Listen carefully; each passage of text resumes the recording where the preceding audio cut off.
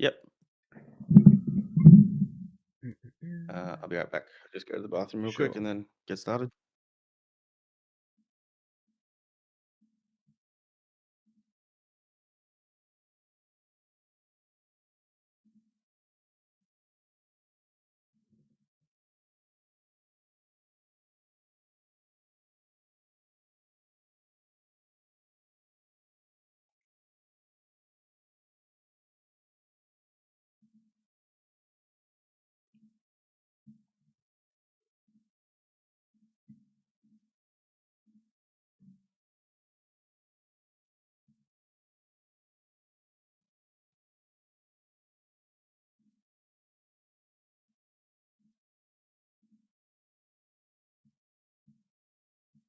Hey guys, my name is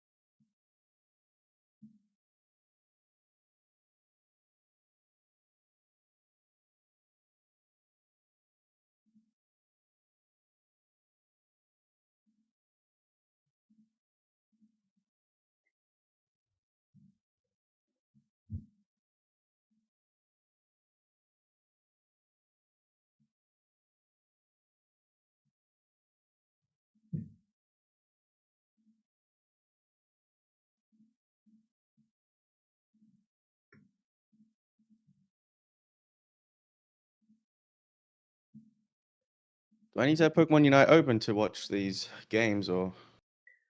Let me think. Should I? Could I? Probably. Probably would be better if you do so, just so you can get the live timing. And not to kind of burden the PC too much. Which means I will add you as a friend, I guess, on in game. I can just invite you in. Easy.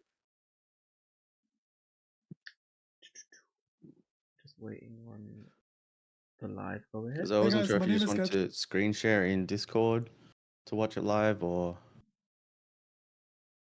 Yeah, hold on. Match 1, No Name, Vilixium, Hooper Keepers versus Esports Daily. Okay, tell them to wait a minute. Going live. It's youtube.com/engagegg. Let me see if I can link you it straight into here. Nope, that's not it.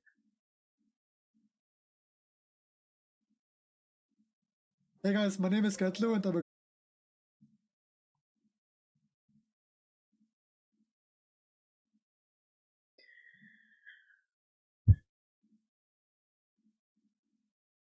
That was a strange one. Couldn't find it live, and then ended up finding it live afterwards. Are you live now on the YouTube one? Supposedly, yeah. Even though I can't find it myself. Yeah, I can't. It doesn't say that you're live. Oh yeah, I've got that. Okay, cool. YouTube Studio.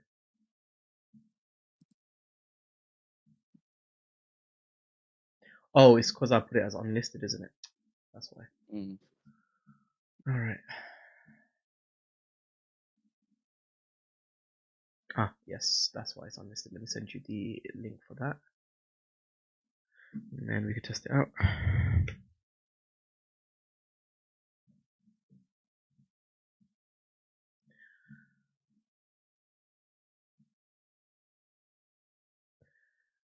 Just want to make sure I get my volume correct. That's why it's unlisted. Let me send you the link for that. Yeah, my microphone's always in some dodgy things here. Test it out.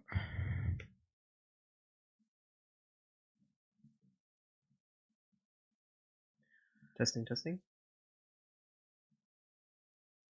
Just want to make sure I get my volume correct. That's why it's unlisted. Let me send you the link for that. Yeah, my microphone's always in some dodgy things here. Test it out.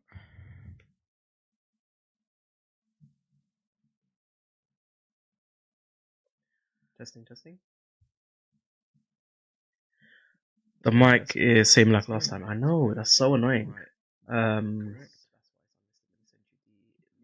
Yeah, my microphone's away. Okay. I'm hearing myself 3 times now.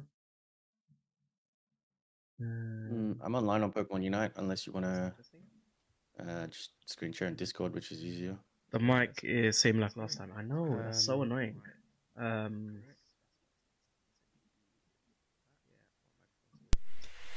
I'm hearing myself 3 times now. I'm online on Pokemon Unite unless you want to just screen share in Discord, which is easier. The mic is same like last time. I am. So I know that's why it's coming up a few times. Hold on, let me just mute that. Okay, I'll leave the sound to use then, so you can kind of tell me, because I'm not gonna listen as it will feed back into mine. And let me just quickly add Lobo on Unite. Yeah, I know. I've just muted it, so hopefully that's the last time you hear it. Lobo, you can still hear me, yeah? Yeah, I can still hear you. All right. My sound on Discord sounds great, but my sound through OBS needs work. Does it sound any better right now, Zen? Now it's good? Are you pulling the sound through VOD Ninja, or are you just doing it through Discord? No, I'm pulling it through Discord. Yeah, I like Discord better because it's got better noise suppression. Right. The issue I had when I was doing the Nouns podcast was the mic through OBS, and I'm like thinking, did I mess up the filters or something? I don't know if you can hear it yourself, and just let me know what it sounds like currently from the link. I'm gonna turn my headphones on actually. I hate wearing headphones. It's like my biggest pet peeve with having to do this stuff.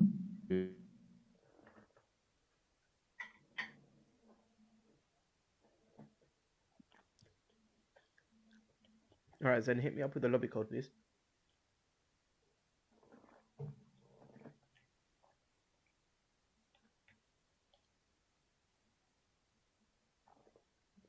And then Lobo can add himself with the same lobby code, and then I'll friend him from there.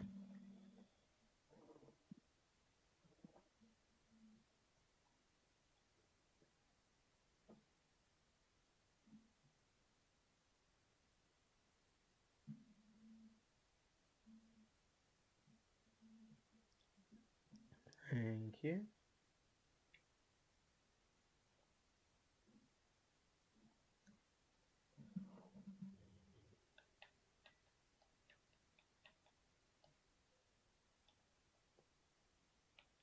Oh Jesus, why am I on the team?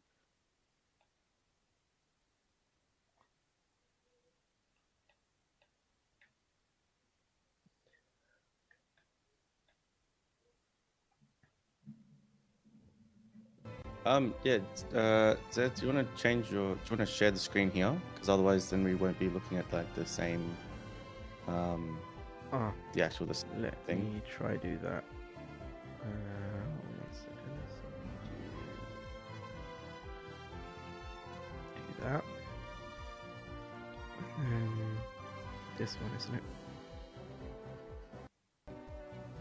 Is that right? Just checking it now. Yeah, that's good. I mean, I'm in the lobby anyway, but at least if you're doing the observing, then I can just follow around what you're doing. Low. That's fine. Put the game sound up. Let me know if that's alright now. Check it with our volumes. Lobby ID. Did you do that through settings, right? Yeah. If you go into settings and then go privacy, you can hide the lobby ID.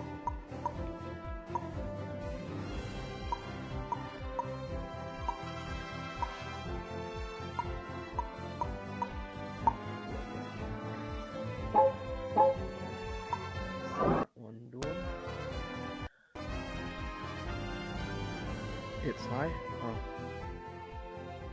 Okay. Tell me now. And then I will unlist the broadcast, and then we'll get started.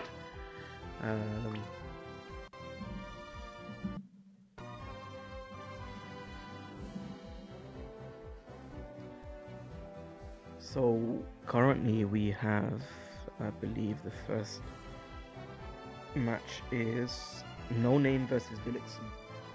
Vilixum actually, No Name.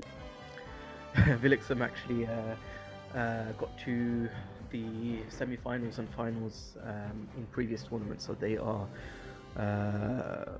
returning finalists in this case. Ooh. Which is the VLX Shin and his team on the bottom, VLX Ray. Although it feels like No Name actually was also a returning team, because the players are very, very familiar. I think they just changed their name and couldn't think of something. Now good. Alright, perfect. I am gonna unhide the broadcast first, and then I will introduce everything. Let me exit that, that's not needed.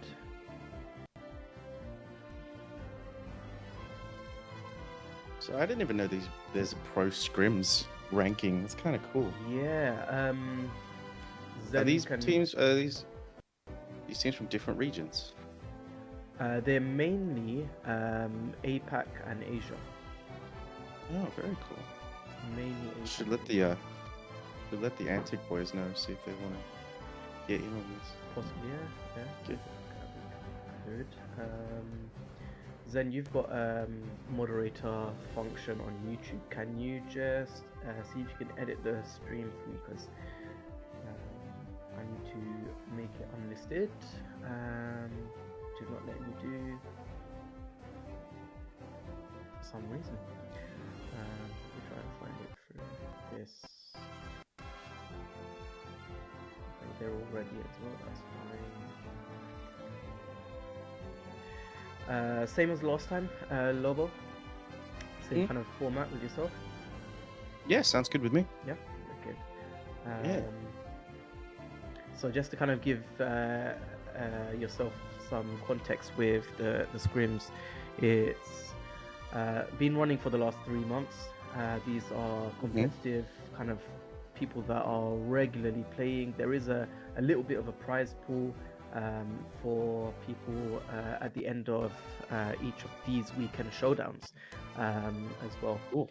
And majority are from India, South Asia, or APAC, Philippines sometimes as well. And so they play from Monday to Saturday, rank up on the leaderboard. The teams that have the highest number of points on the leaderboard, I found it. The teams that rank up the highest on the leaderboard end up becoming the top 8 that play again in these rounds in a bracket format, and then the winners are usually on screen. Last time we had Pro Player All Might cast it on his YouTube. This time it'll be coming straight from the INGAGE YouTube. So let me quickly swap it back to us so everyone can see who is actually speaking. Guys, welcome to the 4th official weekend showdown from the INGAGE Pro server. We have another lineup of really good teams that have actually progressed really well across the 2 weeks. That's totaling up to 12 days of scrims. Can you imagine the kind of organization that has to go down behind the scenes, Lobo, where Zen's done it quite well. My co-caster is Lobo, all the way from Australia. He is a caster for Pokemon Unite, a player of various Pokemon games. Make sure you check him out on X as well. His tag is there. I am going to go straight into the game, but Lobo, this is the first time you're casting for an INGAGE formatted platform, a kind of new audience to you. What are you kind of looking forward to? To be honest, I get very excited with just getting to see new players play. Usually I get to mostly cast stuff around the UCS region for the OST region for Australia. So this is a great chance for me to see different teams from different regions. I was able to do that with the Unite Battle Hub and all that kind of stuff, and just get more exposure to some of these players. And I actually love seeing how different teams, different regions, different players try to play, especially outside of our own region, because every region has their own meta, every region has their own favorites. So I'm pretty excited. And then just getting to cast different games is always a pleasure to me. So I'm really excited to be here. Yeah, I mean, looking at this right now, we've got a few returning teams, and we've got a team called No Name. I don't know Mm-hmm. if it's a creative team based on the name, or if it's a team that just couldn't create a name that would stand out. But it's going to stand out for us. They are a fifth place team in the Pro Scrims ranking, but they also Mm-hmm. did beat first place team and MTB as well. And they actually beat the last champions of the showdown as well. So they are not here on any basis, but they're on merit and they're good hard work. So it's going to be exciting against a returning team, Felixum. We're just going to get the go ahead from the rest of the teams. Zen, if you could tell me if the team is ready, we'll go straight into the game and cast the first semi-finals. This is semi-final match 1 between Team Felixum and Team No Name. I'm pretty excited. I mean, any of these teams that are participating in these scrims, especially pro scrims as we call it, is always interesting. They're going to be high level scrims. They're going to be very competitive, especially everything that you've told me about. So I'm quite excited to get into this. Yeah, I mean, so our Engage server was actually a community of Middle Eastern, Asian Pokemon players.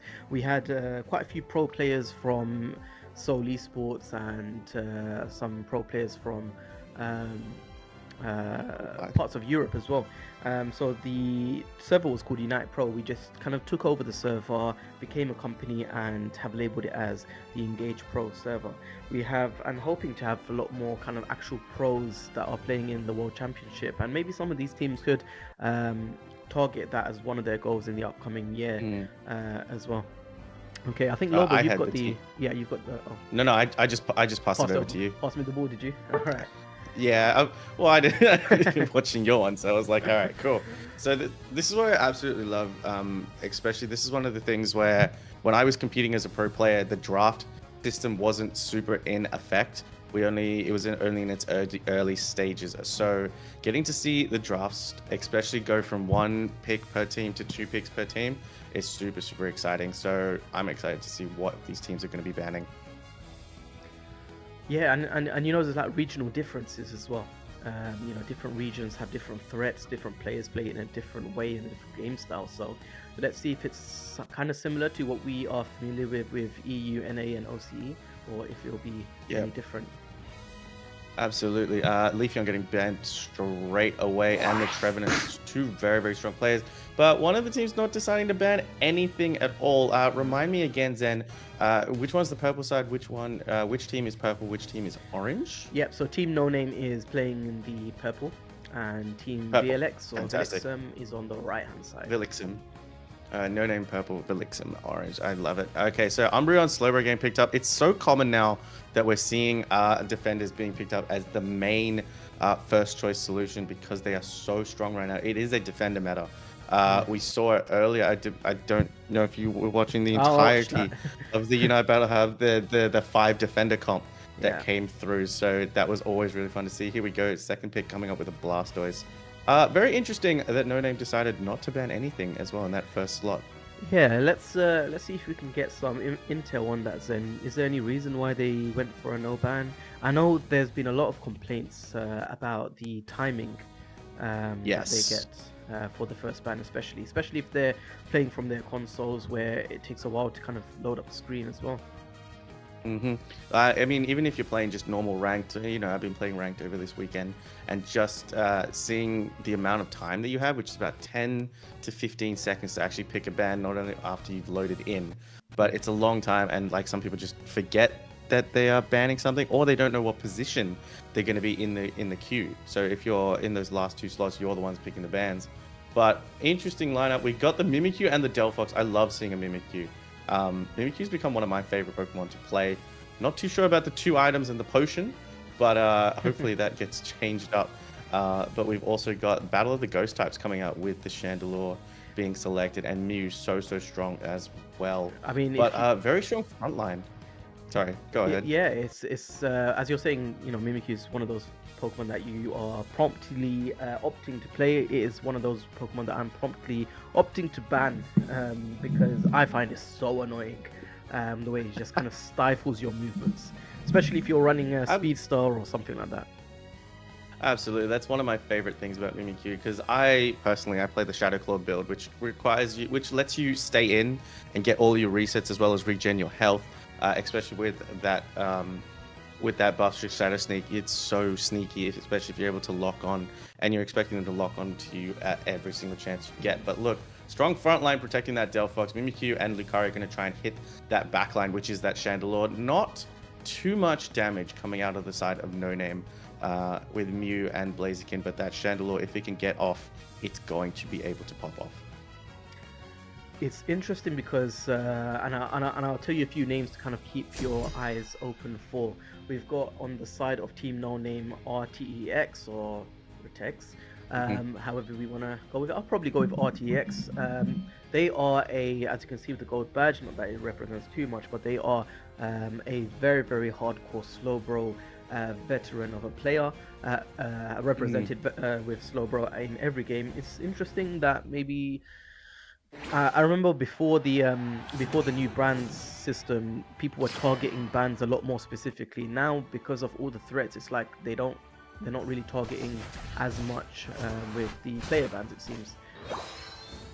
Player bans are super interesting when it comes to this ban system, when you know a player can just pop off on a specific Pokemon, especially when you're popping off on a Pokemon like Slowbro, which is such a powerful defender, especially that Slow Beam Unite move. When it comes out, beautiful Electro Ball secure there, trying to select that middle farm, and now they're just pushing up, but here we are trying to get an early push. Slowbro just trying to stop anyone on farm. Q and Chandelure inside that central area. The Electro Ball is such a powerful secure in that early game.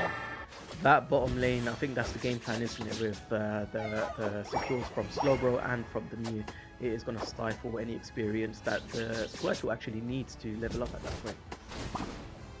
And looking inside this top lane, Lucario just trying to get in and out, but it is going to go down. It's got that burn damage. Eldegoss trying to put as much damage on his hand, but Eldegoss with that red buff is so strong because it's boosted auto attack slow even more, and powered up with that red buff, it's going to get slowed even more, so causing a lot of problems for a Lucario that wants to get in and out as quickly as possible. We've got the Mimikyu has now headed up into that top lane, both central areas are there, and Chandelure is just putting the damage on here, but Slowbro and Mew. Slowbro is online, that little Squirtle not getting any farm, and this is just classic control coming up from No Name.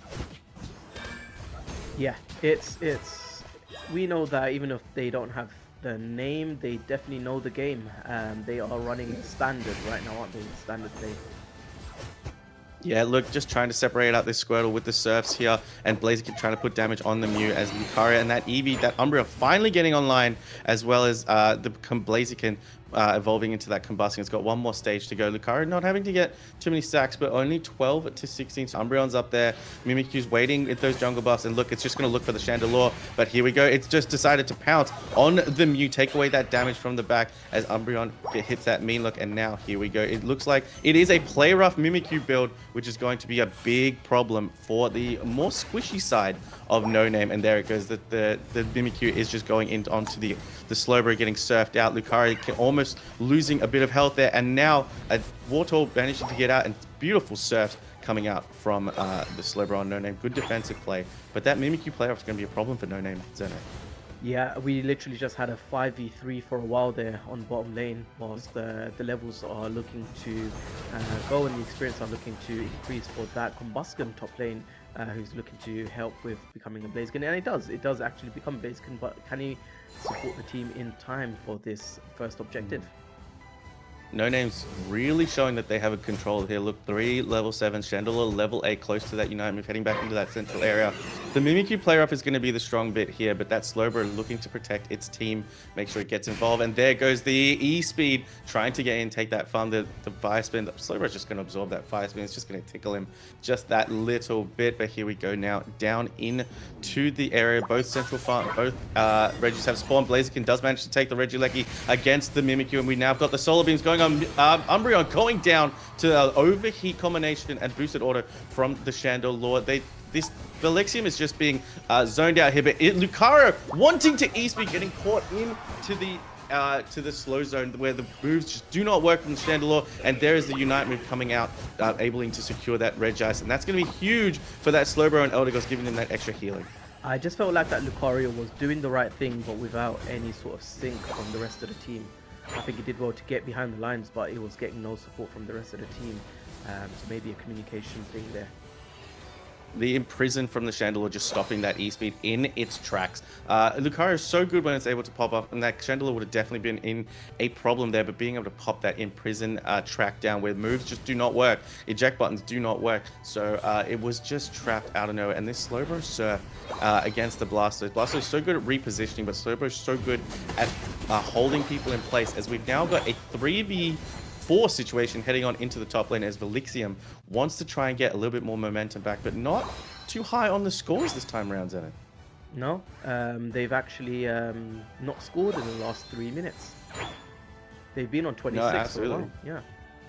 Absolutely, 58 to 26, low scoring game. Teams still trying to feel each other out. I don't know how many times these teams have played each other, but here we go. The Fire Spin firing on. The Flaming Fists are going in onto the Mimikyu, but it does manage to Shadow Sneak its way in, gets caught in player off, does pop its Unite move on top of the Blaziken, but it does get taken down by the Blaziken anyway. The Fanciful Fireworks are up, and Lucario just now is getting targeted by the Mew boosted. Good defensive play by the Umbreon there, and Delphox just able to get them out with the Fire Spin, but now the pressure could be coming from No Name, but no, they're looking to just take it easy. We've got 5 seconds left to go until this top Regieleki spawns. No, this is like seeing a very defensive Delphox. It took the hit from the Mew, it zoned them out, so it kind of played that kind of defensive zoning position as well.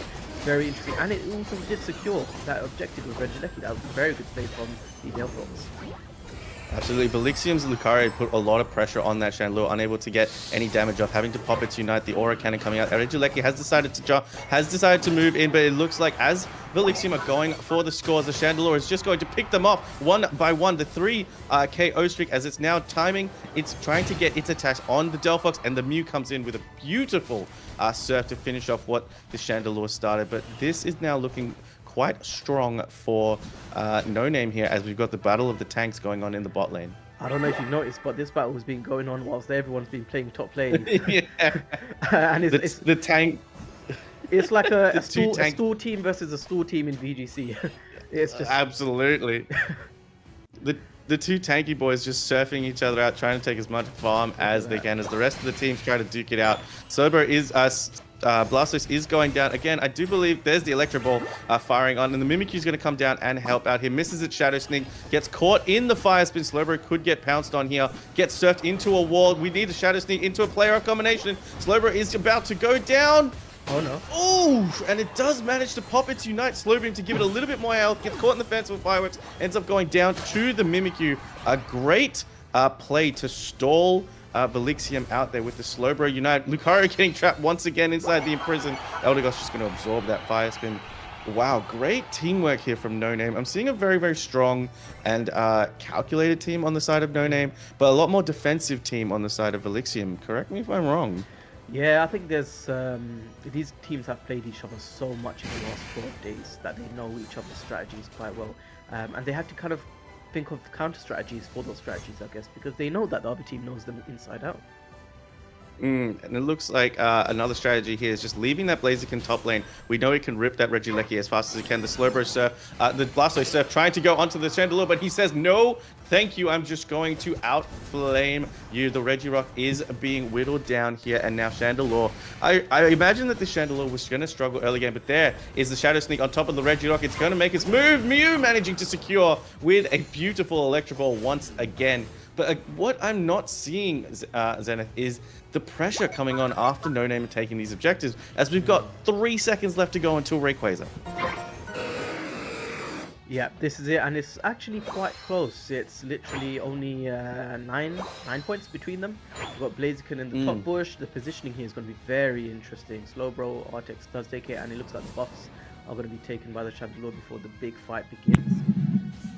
Yeah, absolutely. Slowbro doing the absolute brilliant job of tanking. Gets caught by the mean look player off combination and the fire spin. This Slowbro is just absorbing everything. Blastoise has gone in deep. It decides to go off with its Hydro Typhoon. Fanciful Fireworks. The Aura Cannon decides to fire off as well. Eldegoss having to unite to save. Slowbro's, I apologize. The Solar Beams are coming in as well. Chandelure picking off the Blastoise there. And now Mimikyu having to pop it on the Blaziken. Blaziken getting caught out inside the mean look. Lucario goes down to Chandelure once again. Player of Mimikyu is just trying to do is what it can to this Blaziken, but Blaziken, its Fists of Fury, are surviving with a 3 KO streak on the Chandelure. 4 KO streak for the Chandelure. It's looking for the 5th. It's looking for the 5th, but no. Mimikyu just managing to get out of that unbelievable combination. Chandelure popping off inside that Ray Pit. And again, here we go. It's 208. That lead has been extended to now just under 100 points, Zenith.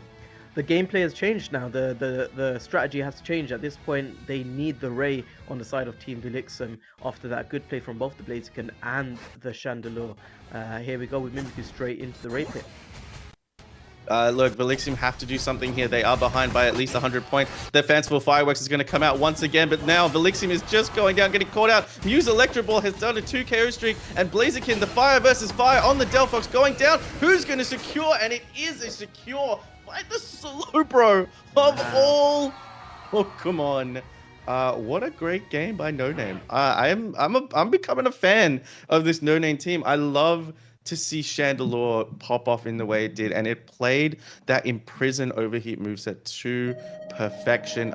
For me, a little bit disappointing for the side of the Mimikyu. I wanted to see a bit more of a Shadow Claw build, because once you hit that, once you hit player off, you're able to completely take a Pokemon out of the game. It does a lot of damage, but you aren't able to get those resets. Shadow Claw provides so much more damage to be able to take on something like a Blaziken, able to just pin down something like a Chandelure. So I hope to see that change in the next game. Earlier this game, you said it's a very low-scoring match. I've not seen a low-scoring match like this in a very, very long time. The only person that scored was Blaziken. 208 to 117. I believe Blaziken did try it solid that top Regieleki at the top both times. It did get the Regieleki, so we wanted to, it probably was able to get the scores in there, but also quite a low damage game all round, obviously. But look at the Slowbro tanking 66 and 94k coming up from Destro. I love that name as well. Destro is such a cool name, and he proved how good he was on that Chandelure. So I don't know, this is a best of 3. I'm keen to see the next game. Yeah, I mean, there was some really good play from Vilixium, especially on a defensive kind of attacking, more so defensive. I feel like they missed some opportunities to counter-attack and really dominate the game, especially midway through as well. Are we going to see any kind of different bans, perhaps? Are we going to see... What do you think they were missing, Team Vilixium? Again, they were missing the Lucario E-Speed was not as effective there. The defenders did their job, but the ability to get into that backline, obviously we saw the Leafeon and Gyarados banned. Leafeon's so very strong at getting to that backline. So is Gyarados is so powerful right now. So we really need to see someone get to that Chandelure and stop it from doing what it can. And I believe Vilixium is on the purple side this time around.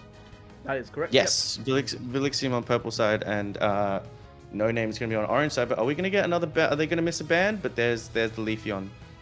See, this is an interesting thing. There aren't too many Pokemon that can actually provide that much a dive ability. And you know, we could see a Dodrio, we could see something, but we need something to put down that Chandelure, because it just did too much damage. Are you seeing a Gyarados on the screen? I am seeing a Gyarados on the screen.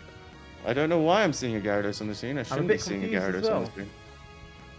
I wish we shouldn't be seeing, but there, as soon as we can see the Gyarados on the scene, that feels like a bug to me that we shouldn't be seeing these picks coming out, because I thought we were going to get a Gyarados ban. So now Gyarados is available, and it looks like Vilixium might go for the Gyarados. There it is.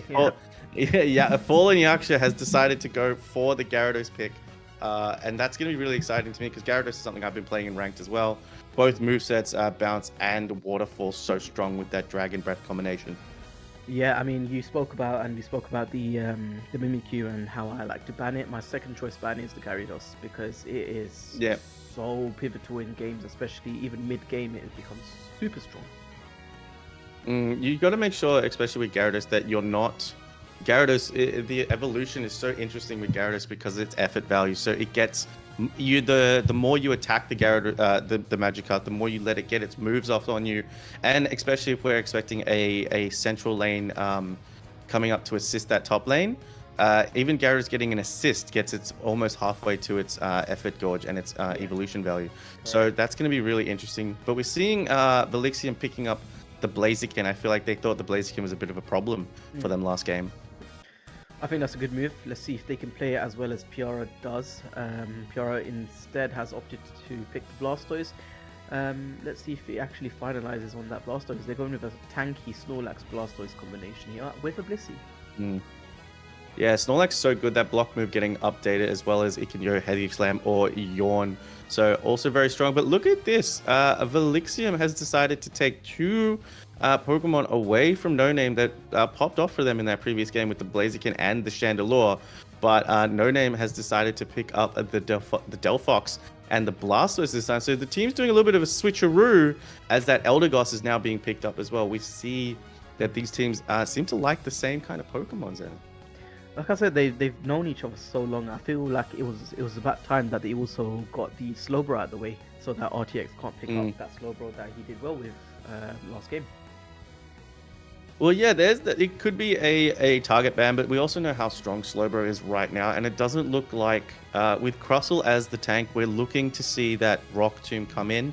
We want to see that Rock Tomb try to isolate, especially these frontline, because what I'm seeing is possibly a Solar Beam Venusaur coming out. So if we can get that Rock Tomb to isolate out the Blastoise, the Venusaur, or the Delphox, whatever that Gyarados is going to be playing is going to output some huge damage going forward, because whether it's Waterfall or whether it is Bounce, that Gyarados is going to be a problem.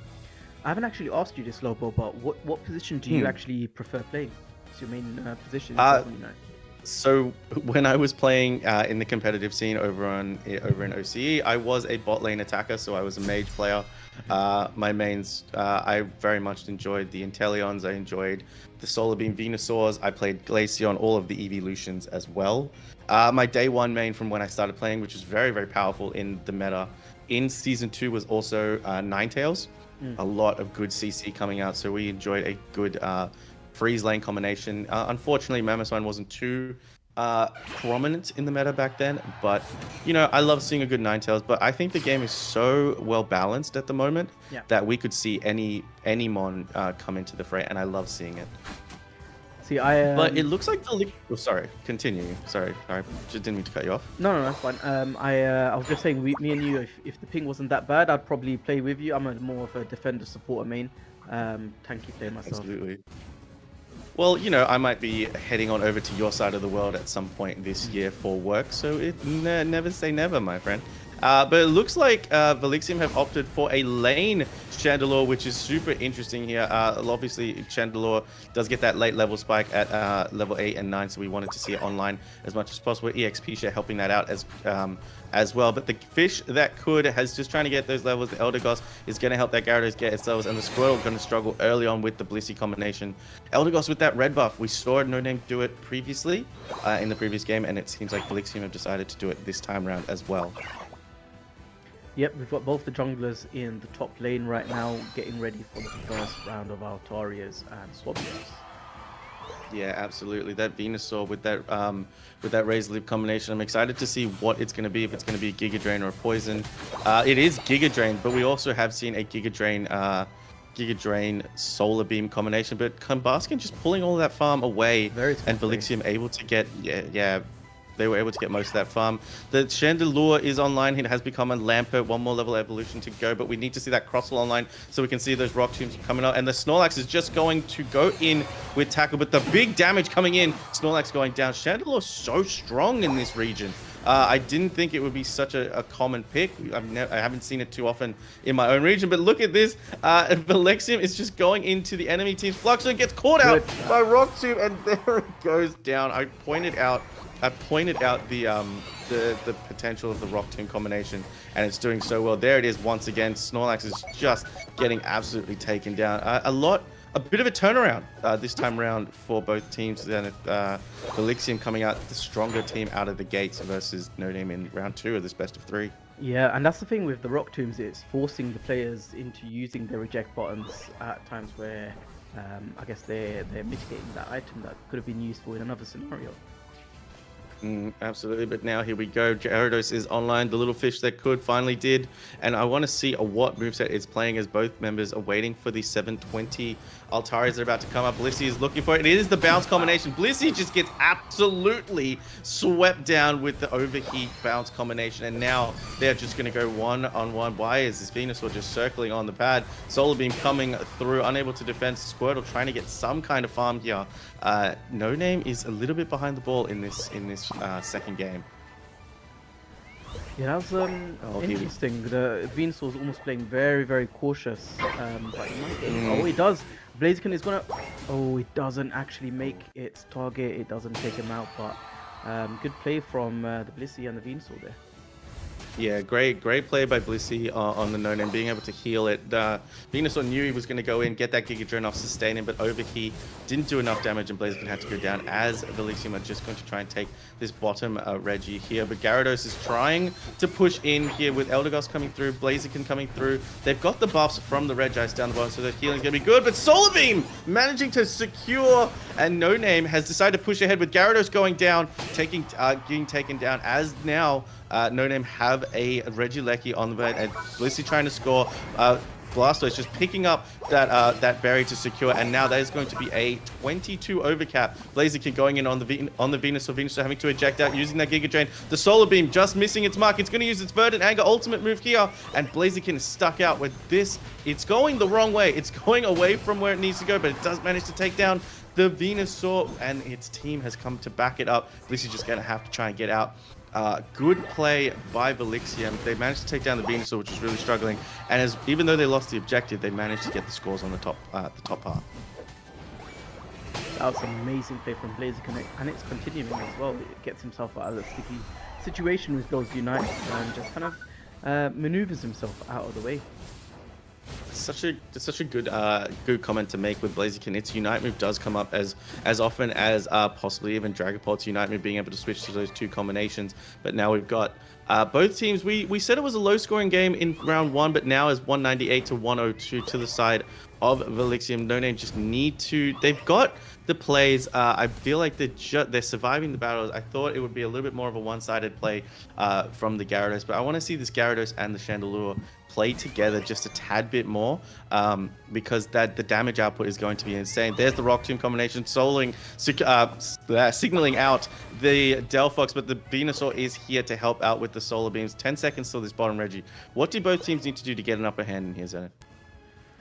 I think Team No Name really need to kind of work around this Blaziken strategy right now, because that Blaziken and Gyarados is horrible to come up against if you are out-leveled or if you're not going to play the right micro during that time. And they haven't really done well in the micro battles or in the team battles right now. Here we go, Gyarados. Might be a good time right now to take advantage of Gyarados being isolated here. And it's going to absolutely. Gyarados tried to unite in, but it was No Name that managed to secure the Reggie Steel and push them further back. The Venusaur Unite going on. Gyarados taking down the Snorlax, gets surfed away, gets pushed back. Is the Gyarados going to go down? It does go down. It got isolated. The Velixium are just not playing it together as well as I thought. The Hydro Typhoon coming out on the crossword gets caught in the Fire Spin, goes down as well. The teamwork is what I'm seeing is the difference between both teams. The Fire Spin just looking to zone out this Eldegoss, as Blaziken, as we saw in the previous game, just managing to solo that top objective, and it looks like Blastoise is going to go try and defend it. Great plays from No Name. I'm starting to become a fan of this team. It looks like they're playing together. It's interesting that they opted to take the Stealth Rock with the Crossbows there, because with the Xyzal they would have actually probably dealt with the threat of Delphox having trapped it in the Rock Tomb earlier. I feel like they were trusting that their team would follow up on the Rock Tomb being... This Crustle is actually putting in a lot of work with these Rock Tombs, but the team just not there to follow up. Of course, Crustle X is such a good stun, big ability to crit, but look at this. Velixium is inside the enemy jungle area, inside the enemy central area. Solarbeam managing to out-secure. No! Chandelure is going to make away with that blue buff with 3 minutes left to go on the map. It is a close battle with less than 6 points between them.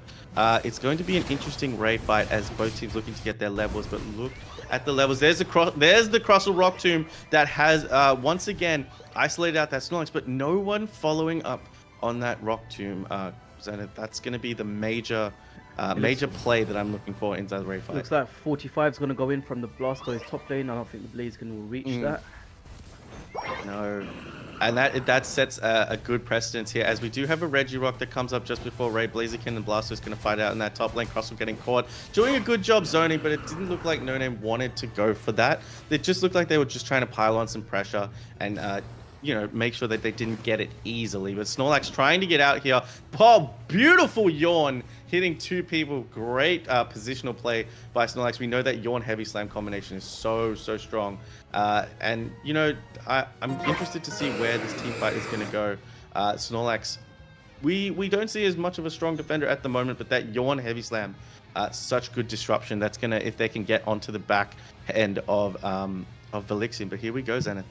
Yeah, they caught the Gyarados behind the lines there, and the Eldegoss comes in with its Unite. Snorlax did get its buff, so let's see how much it changes with its competitive gameplay right now.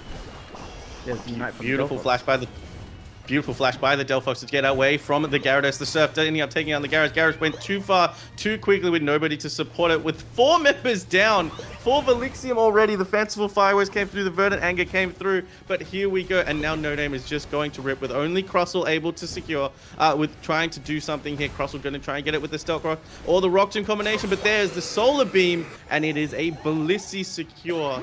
A very wonky fight coming out from Elixium that time around. I think Gyarados just went in way too far. Tried to catch the Delphox out in a Unite move. Beautiful flash and Bliss assistance combination as Delphox tried to get over the wall. But now they've got shields. They're just looking to pile on the pressure here.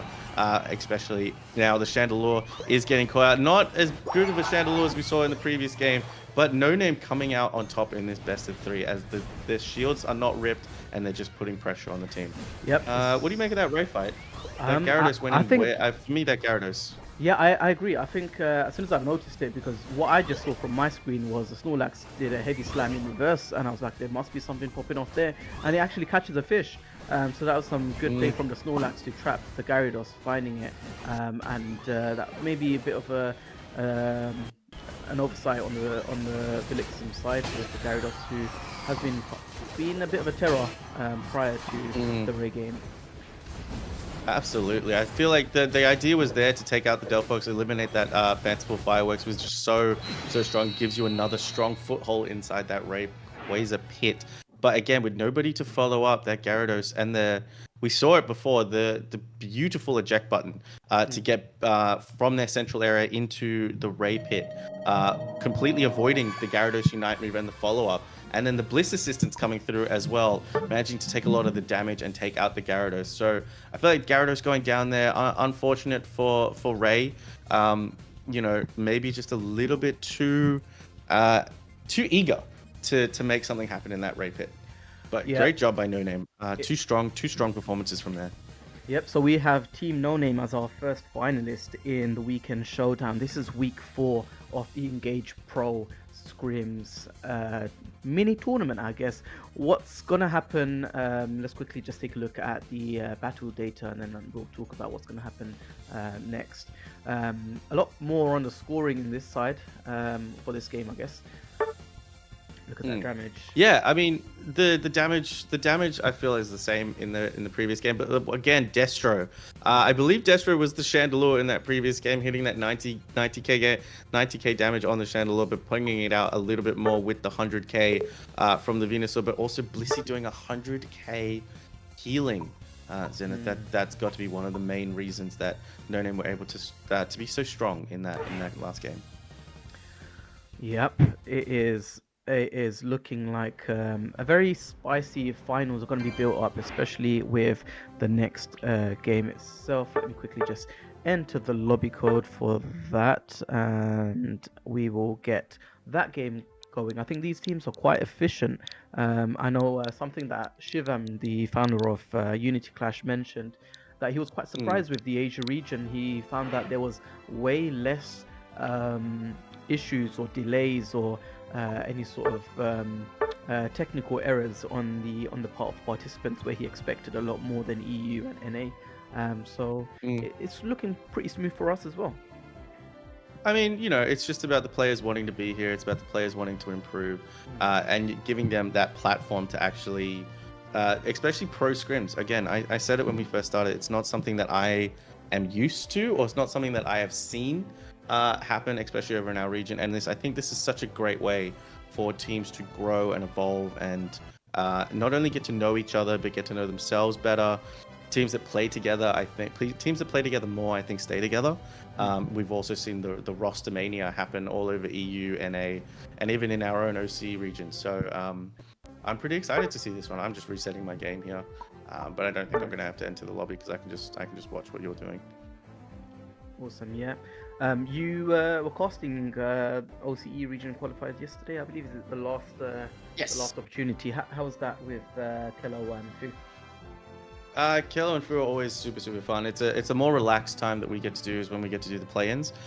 So we didn't stick with one team for the entire best of 3 series, especially in that round robin. We tried to showcase as many teams as possible. Obviously, the final match that we got to watch in that best of 3 situation, game 2 actually ended up going to a tie. So the first time we've ever seen it, and obviously in Pokemon Unite, in Pokemon Unite, when you get a tie game, when the scores are tied, the first team that gets to that score is considered the victor. We thought the admin said, no, that's how Pokemon Unite does it. We're going to do it differently, where it's going to be tie game just means it's a tie game and you're going to play another game. So Ground Zero took the first game. What a game the second game was. Retirement Homes came back and they were managed to tie it up with a Slowbro 7 score. Only one more point, and that would have been a game to Retirement Homes. However, when we went and took a break, we came back and the admin said, "Hey, no, we messed up. It's going to be GZ's game." So GZ coming through in that final game, but what a way to come through! It had all of us very stunned. But this game is Hooper Keepers versus Lazy Corpse. Yeah, I believe. this Absolutely. is Hoover Keepers, our last champions from the last month's or the last bi-weekly weekend showdown. They did win on stream with All Might. Shout out to All Might from Soul Esports. So let's see if they are going to retain this version of this week's tournament as well. They are a very strong team, but if they do get to the finals, they will be up against a team that has previously beaten them, aka Team No Name. Interesting. I'm very keen to see that. Especially, I became a fan of No Name in that previous game. I'm very keen to see these. This is again 2 teams that I do not have too much experience with. But Hooper Keepers is on the purple side. Correct me if I'm wrong. And then the other team, Lazy Corpse, is on the orange side. Correct. Yep. We've got Okay. Real Abdul, Riaz, IOG Legend, Tatsu, and Zimjikake? Question mark. I love these names. I love the names that some people can come up with. Do you know the regions of these 2 teams, Zenith? I believe both of them are from India. Let me just quickly get that confirmation. Are both teams from India? Based on some of these, it looks like they might be as well. Let's see. We've got so far a ban of the Slowbro and Leafeon on one side, and Blastos Umbreon. Very good tanky bans. So let's see if we're going to have some offensive plays here. Absolutely. Tanky bans. Leafeon, such a menace right now. Solar Blade and that Emerald 2-step is just able to eliminate anybody that it wants to. Gyarados being picked up, Inteleon being picked up, Hooper being picked up. Once again, we're seeing a Chandelure come out. Now, this is something I'm very interested to see. Chandelure seems to be a very strong Pokemon in these regions, and I'm very excited to actually see a Chandelure because it's one of my favorite Pokemon from the actual games. Gen 5 being one of my favorite games, you know, the Black and White series, Chandelure introduced there. It's such a cool, well-designed Pokemon for me. So I was very excited when it decided to come to Pokemon Unite. And there we see another Mimikyu. I'm hoping this time around that we are... Oh, no. I got baited. We haven't seen a Sylveon yet, so this is actually quite interesting because Sylveon is a very popular pick in EU right now. Sylveon, Hyper Voice, whether it's Hyper Voice or Mystical Fire, but I feel like it's going to be a Sylveon combined with the offensive power of a Chandelure is going to be very strong. But there's also a raid boss possibility coming out with the Scyther or Scizor, whichever one that we're going to see. It sucks that we I guess that's part and parcel of the Scyther Scizor. We never know what it's going to be until we actually see it in game. You could make up what it could be from the items, but this time around it's going to be tricky. But I love to see a Inteleon. You asked me before what one of my mains was. One of them was Inteleon, especially when I was playing that bot lane mage role, and it's so strong, especially with that snipe shot. It is, yeah. I mean, you've seen the podcast that we did with Antic Esports, and I think we spoke to Challenged, who plays a really mean Inteleon as well, talking about the threats of it, even with its recent nerfs. But on the note of this, the Cypher or the Scizor, it's strange because I have been playing it recently, and it's like I'm continuously spamming in the lobby saying all rounder needed, because I'm trying to tell them that I'm playing the Cypher. There's no way to actually tell them. Yeah, absolutely. Scyther is such a strong mon at the moment. The Bullet Punch Sword Dance getting a little bit of a nerf, but Hooper Keepers have that Magikarp, which I'm super excited to see. Lazy Corpse picking up that Chandelure, which is also really, really strong. We've seen the Blaziken and the Chandelure so far, but I'm excited to see this Inteleon pop off as we do see Scyther heading on into that central area. Crossel Inteleon in the bot side with Hooper and Magikarp heading into the top side. I feel like Hooper and Magikarp is going to struggle just a little bit because of the damage output. We want to see Magikarp aligned with something that can put on a little damage. That's why we saw it with the Eldegoss. But here we go. Oh my god, we've already got a 3-person top lane. Sylveon already online.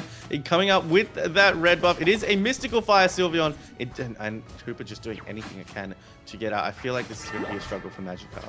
I agree with you, especially if Hooper doesn't secure these early bomb, because it needs, it's exactly as you said, it needs to get some damage output, and they are outnumbered, or now they aren't. It's looking like a Scyther top lane.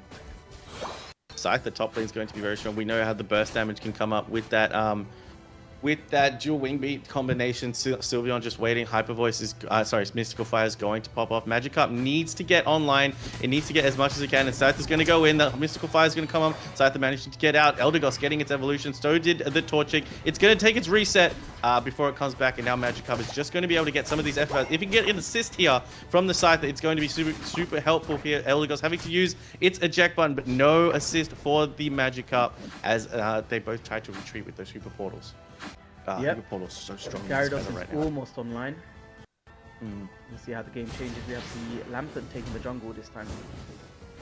Lantern taking that central area because it wants to get online. That's the benefits of having a level 4 Sylveon take that central rotation early on, but that Trevenant needs to get online as well. It's so strong with Pain Split. Inteleon getting its second stage evolution. There is that the Gyarados is online. I'm interested to see what kind of play we're going to see from it. And there is the Chandelure just putting the pressure on. The Hooper portal being set up. Everyone's just going to retreat now, but Hooper gets taken down in the process. Are they going to go back? They are. The Sylveon is very low, almost getting caught out by the Crossel Rock Tomb. Gyarados is just in there, getting saved up by the Crossel. Sorry, it is the bounce combination, gets caught. Crossel almost catches out the Trevenant, but Gyarados backed off because of the low HP. Yeah, it's looking well. He's looking favourable on the team of the orange side. And there goes the Crossel going down as well. Scyther is trying to take all that bottom lane farm at this point as they vie up for the Altaria stuff just spawned. Yeah, here we go. Scyther's going in early. Does get the Draining Kiss applied to it by Sylveon. Just managing to get out. Scyther going in a little bit too early, I think. It needs to wait for its team to whittle down the HP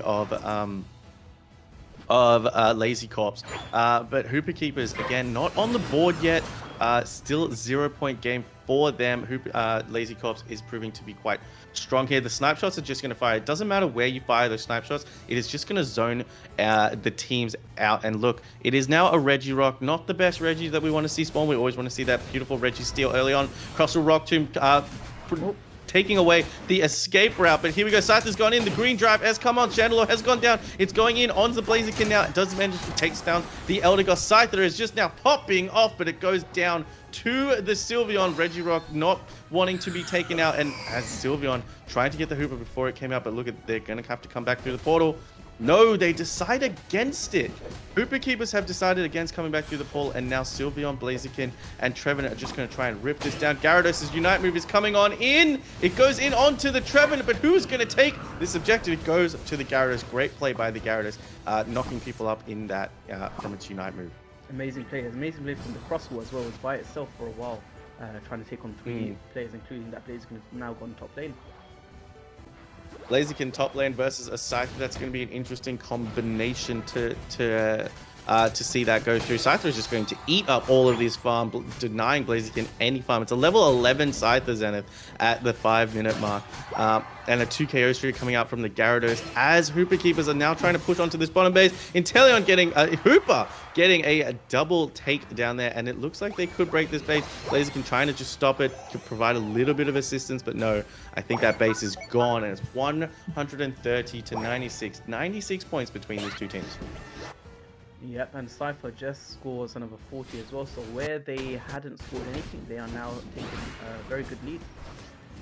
Yeah, look, Hooper Keepers is now just going to make their presence known inside the enemy central area. Gyarados is going to pop into Unite, go chase for that Sylveon, and it does not manage to hit it. The Crossel Rock Tomb able to single out the Elder Gods. The Chandelier Unite trying to zone everybody out. Gyarados so strong. This is what I wanted to see from the previous teams in the last game with Gyarados here. It's providing such a presence, and with that Hooper, it is just able to get those resets. But Zenith, that Regieleki being shown no love at this point.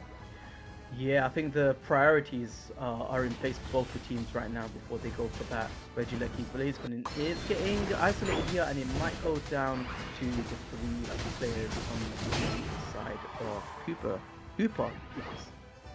Hooper Keepers taking out the Blaziken, and now Scyther is just going to try and rip this down. Gyarados is going to come and help, and Regieleki is going to move towards that tier 2 pad. Hooper Keepers had a little bit of a slow start, but now they're proving that they are the stronger team right now with almost a 220 point lead with 4 seconds spawning to that bottom Reggie. We're in the halfway mark, and now Lazy Corps is just going to have to do what they can. The Intel snipe shot just hitting anything it can from far, and once again Scyther is well into its own zone.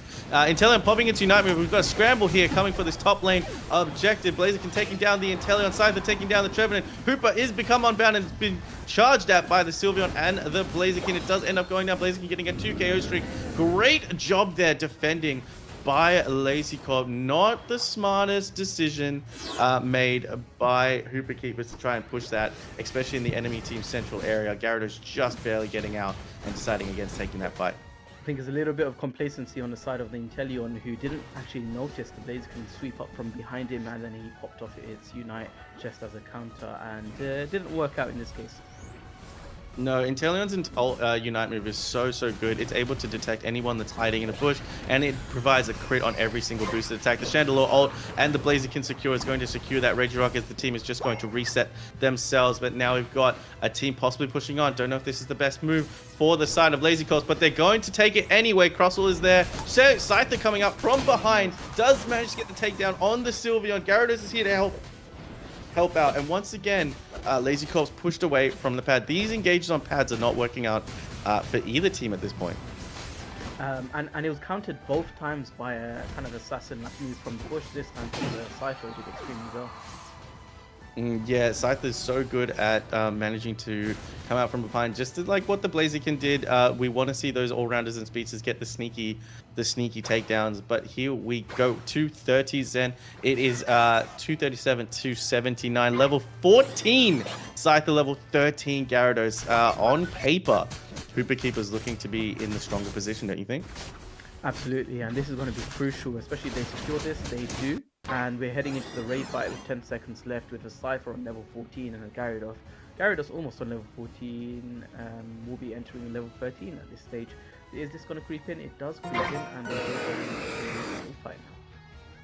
It looks like Scythe is going to try and get a 50 stack here, put even more pressure on the side of Lazy Corps to start this Rayquaza, but they're just being zoned out by the Crosswell Rock Tomb and the Inteleon Snipe Shot combination. Look at that, Gyarados being super sneaky there, not wanting to go in just yet.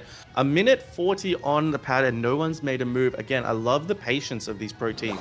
Usually in ranked, we see a lot of stress coming out when you see a back cap of 50 going in. Scyther trying to make its way behind into the enemy central team. It looks like it's going to try and go for a roundabout back gap here. And if they can gather them all together, that Gyarados Unite move is going to be super useful. And here we go. The Rayquaza has been starting to hit. But no, once again, they decide to back off, Zenith. Yeah, I don't know if it's really good aiming from the Inteleon or just really good zoning from that tree that's soaking up all the snapshots.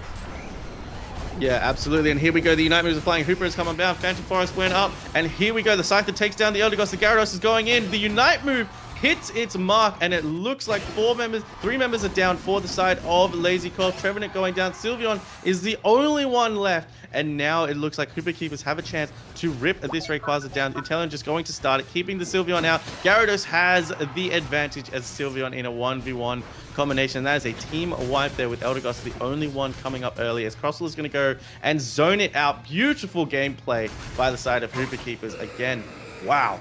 Great play. I think the teamwork play from Hooper Keepers was absolutely phenomenal in this game. That was amazing experience play there on the side of Team Hooper Keepers.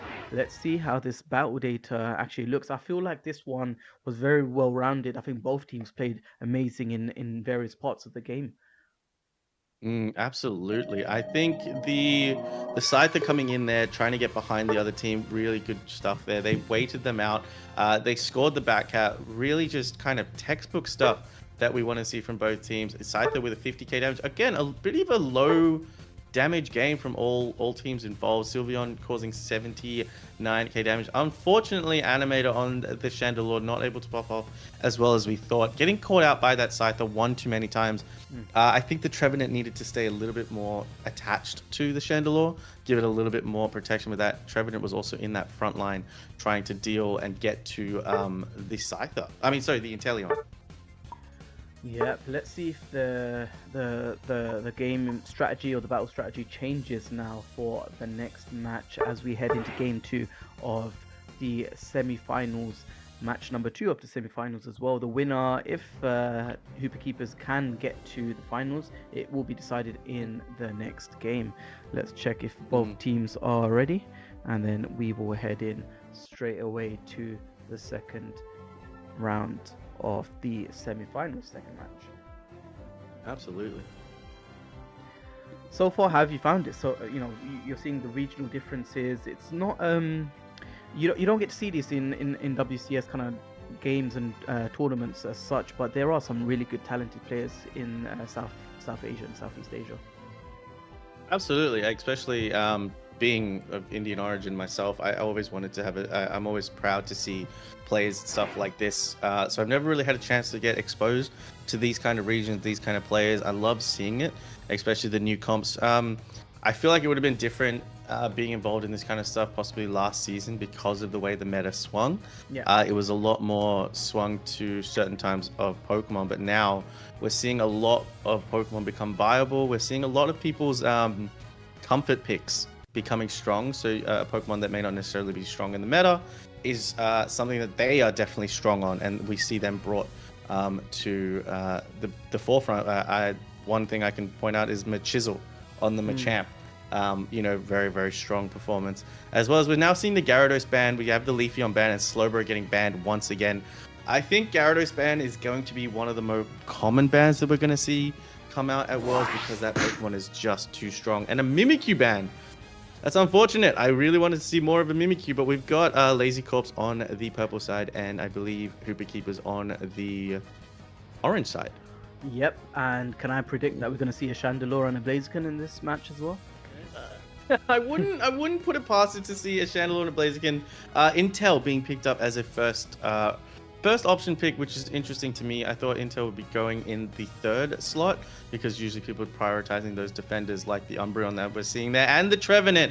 So we're going to get a nasty front line coming out from the side of, oh my god, I've already forgotten. I believe that's Hooper Keepers on the orange. Hooper Keepers on the orange side. Are we going to see a Hooper come out from the Hooper Keepers? I'm really interested to see that. It would make sense, right?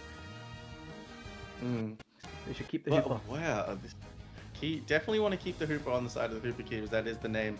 It's the same way as the Brave Birders that we saw at, I think it was EUIC or it was in the Unity Clash, bringing out the Talonflame at every point that they could.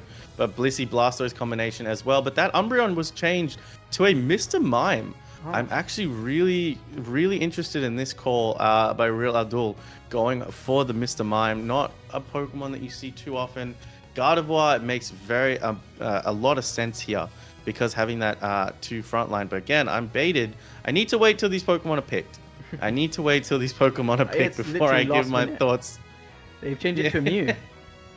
Yeah, Mew also so strong. Electro Ball secure early game is just impossible to deal with. Animator, possibly wanting to get that Chandelure again. There it is, one of the picks that you predicted. No?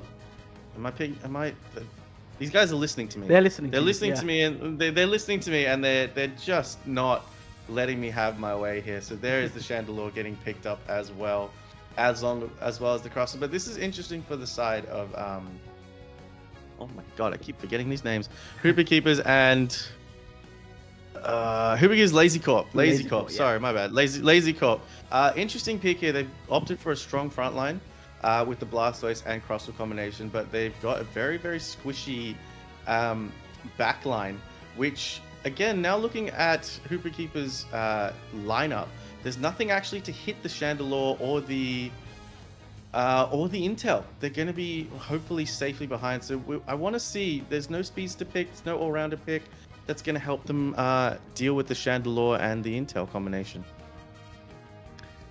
Yeah, this front line is looking very interesting with the Mr. Mime and the Trevenant as well. But you've got 2 long-range attackers with the Gardevoir and the Mew. This strategy here is going to be very interesting, especially when you're playing against a Rock Tomb Crostal.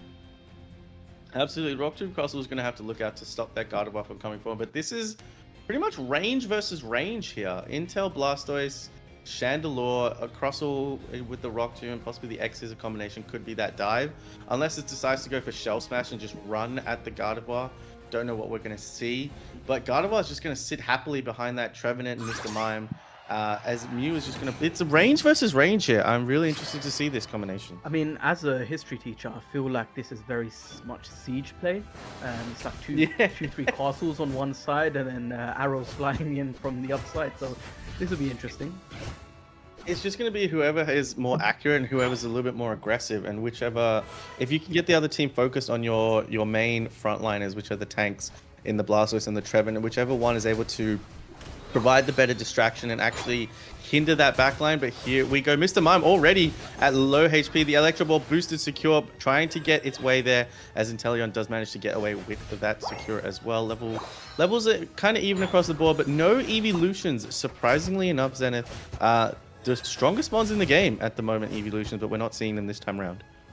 Yeah, there was an Umbreon that was going to be picked, but yeah, it feels like the first time I haven't seen an evolution in a tournament match in months, I think.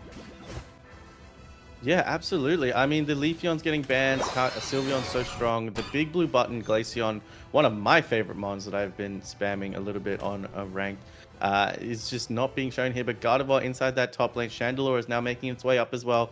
3v3, a little bit more traditional this time around. The Psyshocks are just going to take all of that, but the Flamethrower, we're seeing a Flamethrower this time around, also managing to secure a lot of that farm.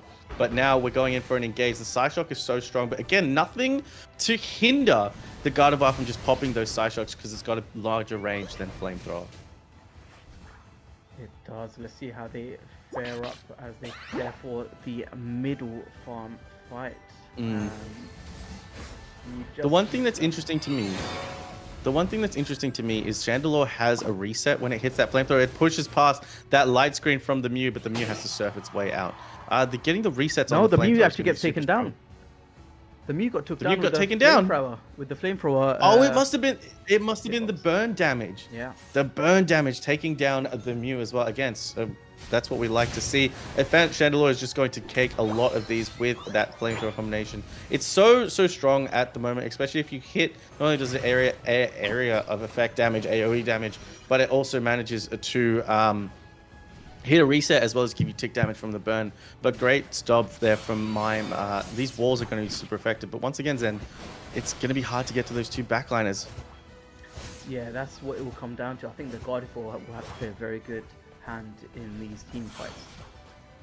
Yeah, absolutely. The Side Shocks versus the Flamethrower. Solar Beam going on. Crossel, Rock Tomb managing to signal out. Eldegoss and Mime could go down here. Mime does go down to the Flamethrower on the Chandelure, as Chandelure is playing that Poltergeist moveset, which again is going to provide even harder movement for that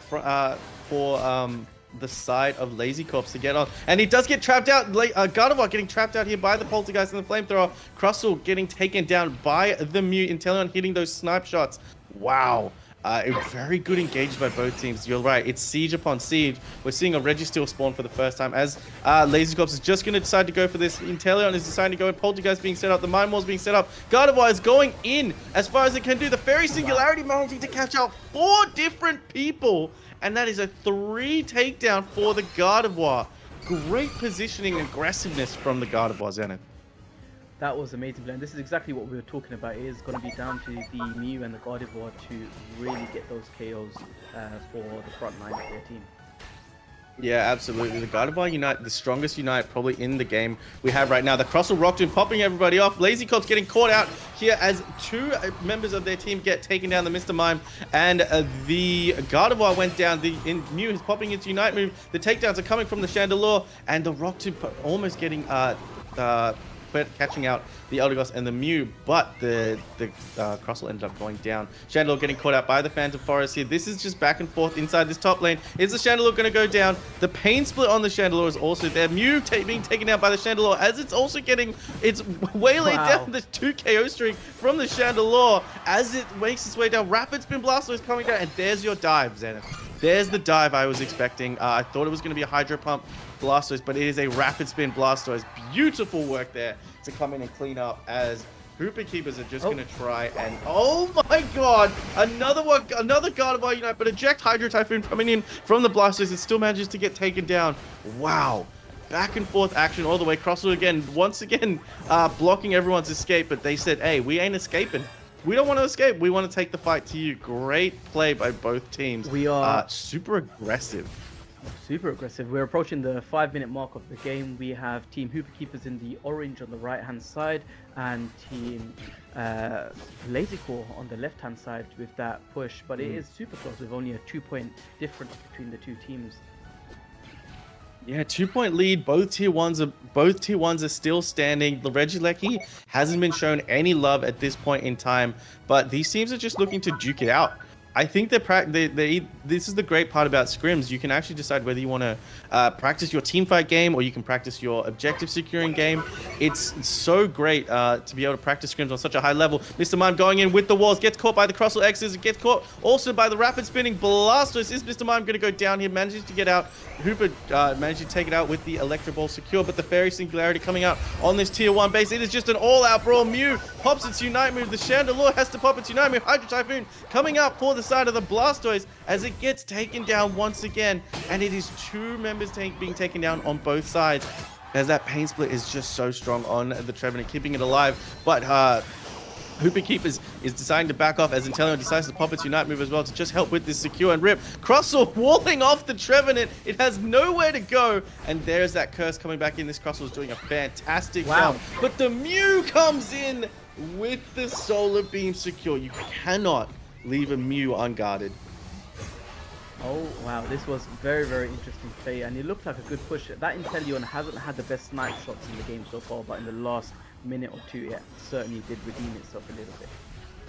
No, the Inteleon needs to get a little bit more accurate with those snipeshots, put a bit more pressure on that Gardevoir. But that Gardevoir is hitting those Unite moves with every single thing. It's got something going on with the Chandelure. It just stopped moving there as it get caught, and we finally get a tier 1 pad crashed in onto at the 3-minute mark, and now it looks like Lazy Corps is just going to make their presence known inside the central area. Mr. Mime popping into Unite move, chasing after Antelon, who has to flash away. Interesting Unite move by the Mr. Mime there. They're just trying to put the pressure on Hooper Keepers right now. Yeah, I guess it was their last opportunity to use Ignite as well before we head into the raid fight within less than 50 seconds. Less than 50 seconds to go. We want to see these Unite moves come out. Blissey not having that Bliss assistance, Intellion not having its Unite move. But once again, these teams don't really care about scoring. They just want to fight. And I can't wait to see what this Gardevoir's damage is. It's just putting on a clinic with these Side Shocks. The Chandelure is also putting on a clinic with these Flamethrower resets. The Poltergeist. Kalma's catching out the Mew. Mew getting caught in the Rock Tomb. And could it go down here? The X's are hitting it on the Mew. Intellion needs to back it up with that snipe shot. But there it goes. The Mr. Mime going down to a combination of Flamethrower and Rapid Spin. And now it looks like Hooper Keepers are just going to want to try and take this Regieleki. Both teams wanting the regeneration ability. Oh no, Blastoise going down to the Psychic of the Gardevoir. The Gardevoir is just popping off. This is beautiful play by the Gardevoir from the side of Lazy Corps. Yep, it looks like that siege game was won throughout the whole 10 minutes by the team Hooper Keepers at this point. Let's see how they fare in this raid fight. Absolutely, here we go. We've got both teams circling inside this area. Chandelure level 13, Gardevoir, and Trevenant level 14, Zenith. A level 14 Trevenant. Where do you see a level 14 Trevenant ever in this game, as well as a level 13 Mr. Mime? And here we go. Both teams being a little bit cautious here. Gardevoir getting caught out by the Rock Tomb. It needs to be taken down. If they can take down the Gardevoir, that's a massive, massive takedown. But Gardevoir being saved by the Mr. Mime. Very rare you see these Bunnelbees spawning, and it is Bunnelbees, right? Yeah, Bunnelbees. Very rare you see a Bunnelbee spawn at the 1 minute mark, but they're not even looking at the raid. Neither team is inside the raid pit. Trevenant is just in that top side, just waiting to see if he can get a catch out here, but the Poltergeist combination almost taking down the Mime, the Flamethrower not being able to hit. These teams just want to fight. They don't want none of the objective. Absolutely none of the objectives. Chandelure, unfortunately, heading towards the top side where that Trevenant is possibly waiting. Trevenant deciding to make its move with the curse. There it goes. And now it's Pain Splitted on top of the Chandelure as it decides to pop its Unite with very Singularity on top of the Chandelure. Beautiful play by the orange side, catching out the main damage dealer for the side, for the purple side, and two members down. Crosshaul, Chandelure down, and it looks like, I believe it's Lazy Corp that is just going to fight their way out of this Hydro Typhoon coming on in, and it doesn't do too much. Who's going to secure the Blastoise? Blastoise managing to get the secure, and with just 120 points in this game, they're going to want to score, but look at this orange side trying to make a play for the scores as well. Blissey going to try and get a 50 in here. Manages it. Blissey does get a 50. Trevenant possibly stopping another 50 at the top lane. And I don't think it's going to matter. I think that is going to be a victory for the side of, I believe it was Hooper Keepers is on the orange side. Yep, that is right. Let's see how Hooper Keepers is on the orange side. Insane game. Very, very insane game. A lot happening there. Oh, they edged it by 20. Oh, very close. Or 18. Very, very close. Very, very close by both teams. And that was the second game, was it not? Yeah, so we've got finals of No Name versus Team Hooper Keepers. No Name versus Team Hooper Keepers. I'm very interested to see this this fight go down. Finals are going to be exciting. I've never seen scrims like this. I'm very excited to see scrims like this. I wish when I was still part of the pro scene, just being able to get into these kind of scrim areas. Our region is so small, but with Asia and India all coming together to come through these scrims, ping is such a big problem when it comes to organizing scrims. But being able, if ping was never an issue, if ping was not an issue, I think having teams all across the world scrim each other regularly, the competitive scene would be so much stronger and in a much better place. And maybe not that it's not in a good place right now. Yeah, maybe you could see that kind of develop in the next few months, perhaps. But with the OCE region, with the scrims there, I know it's been quite difficult with availabilities and teams. I've seen a lot of things on Twitter about this as well. Is there something? I mean, what's the scrims like at the moment in OCE, and how is it different to what you've just witnessed?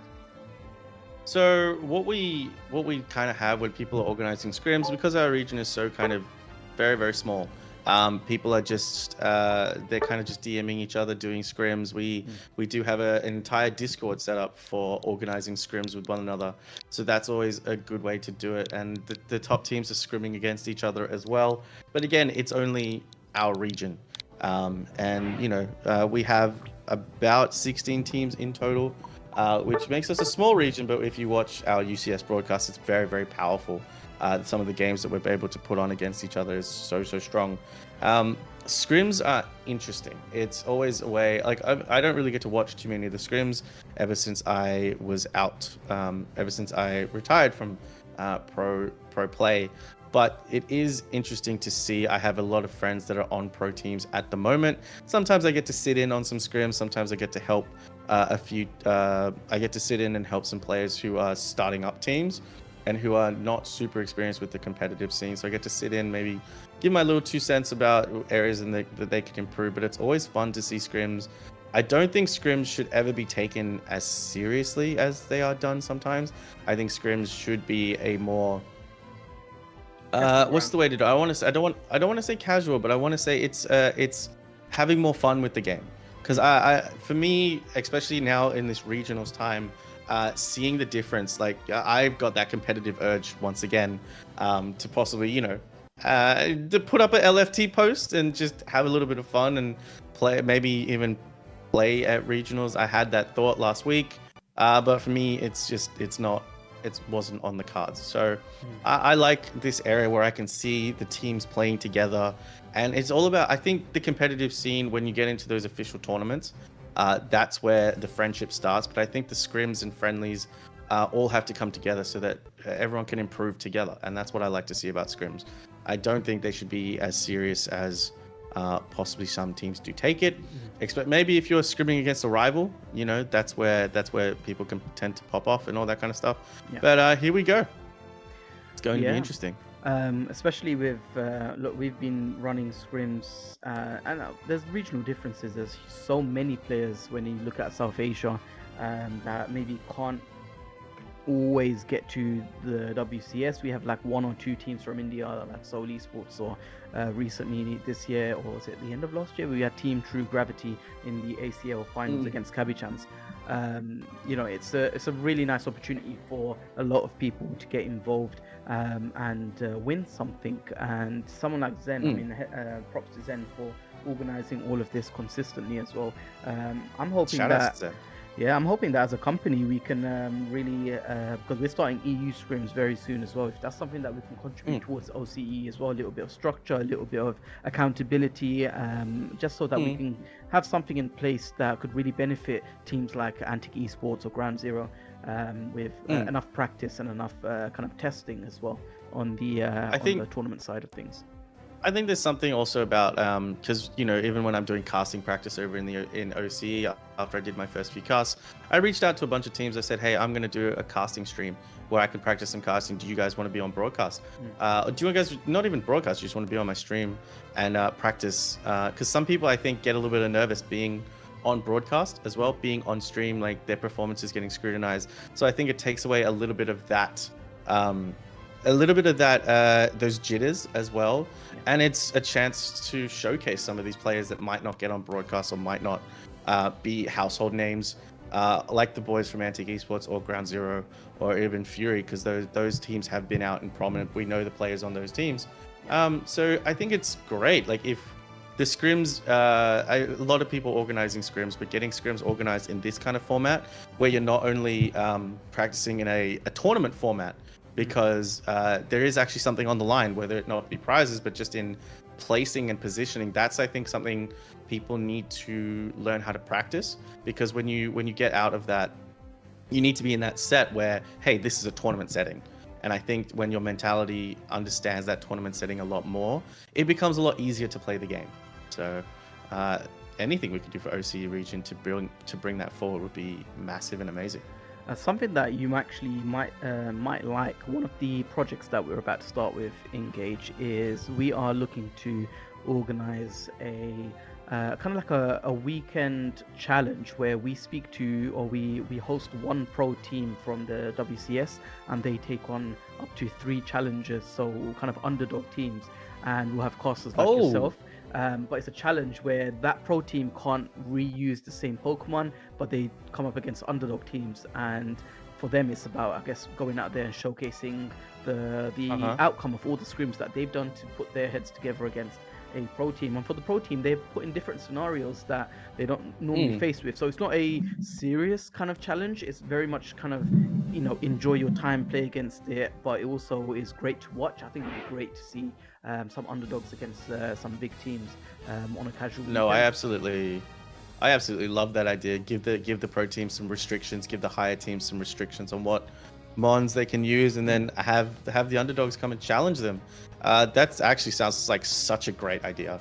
I would be all on board for that, because I think it's a different way to view the game, and it's a different way of getting people in, because some people look up to some of these pro players and challenges, and getting to play them on a more like casual level, and even getting to chat to them, getting those pro players on to even give some advice to what they were going to, give an insight into how they built around their restrictions, would be a really, really fun thing to see, I think. But once again, we're seeing a Mimikyu ban, which I'm really disappointed in. The only Mimikyu that I got to see was a player of Mimikyu. I want to see a Shadow Claw Mimikyu. Leafeon and Trevenant getting banned. Correct me if I'm wrong. We're up against No Name and Hooper Keepers.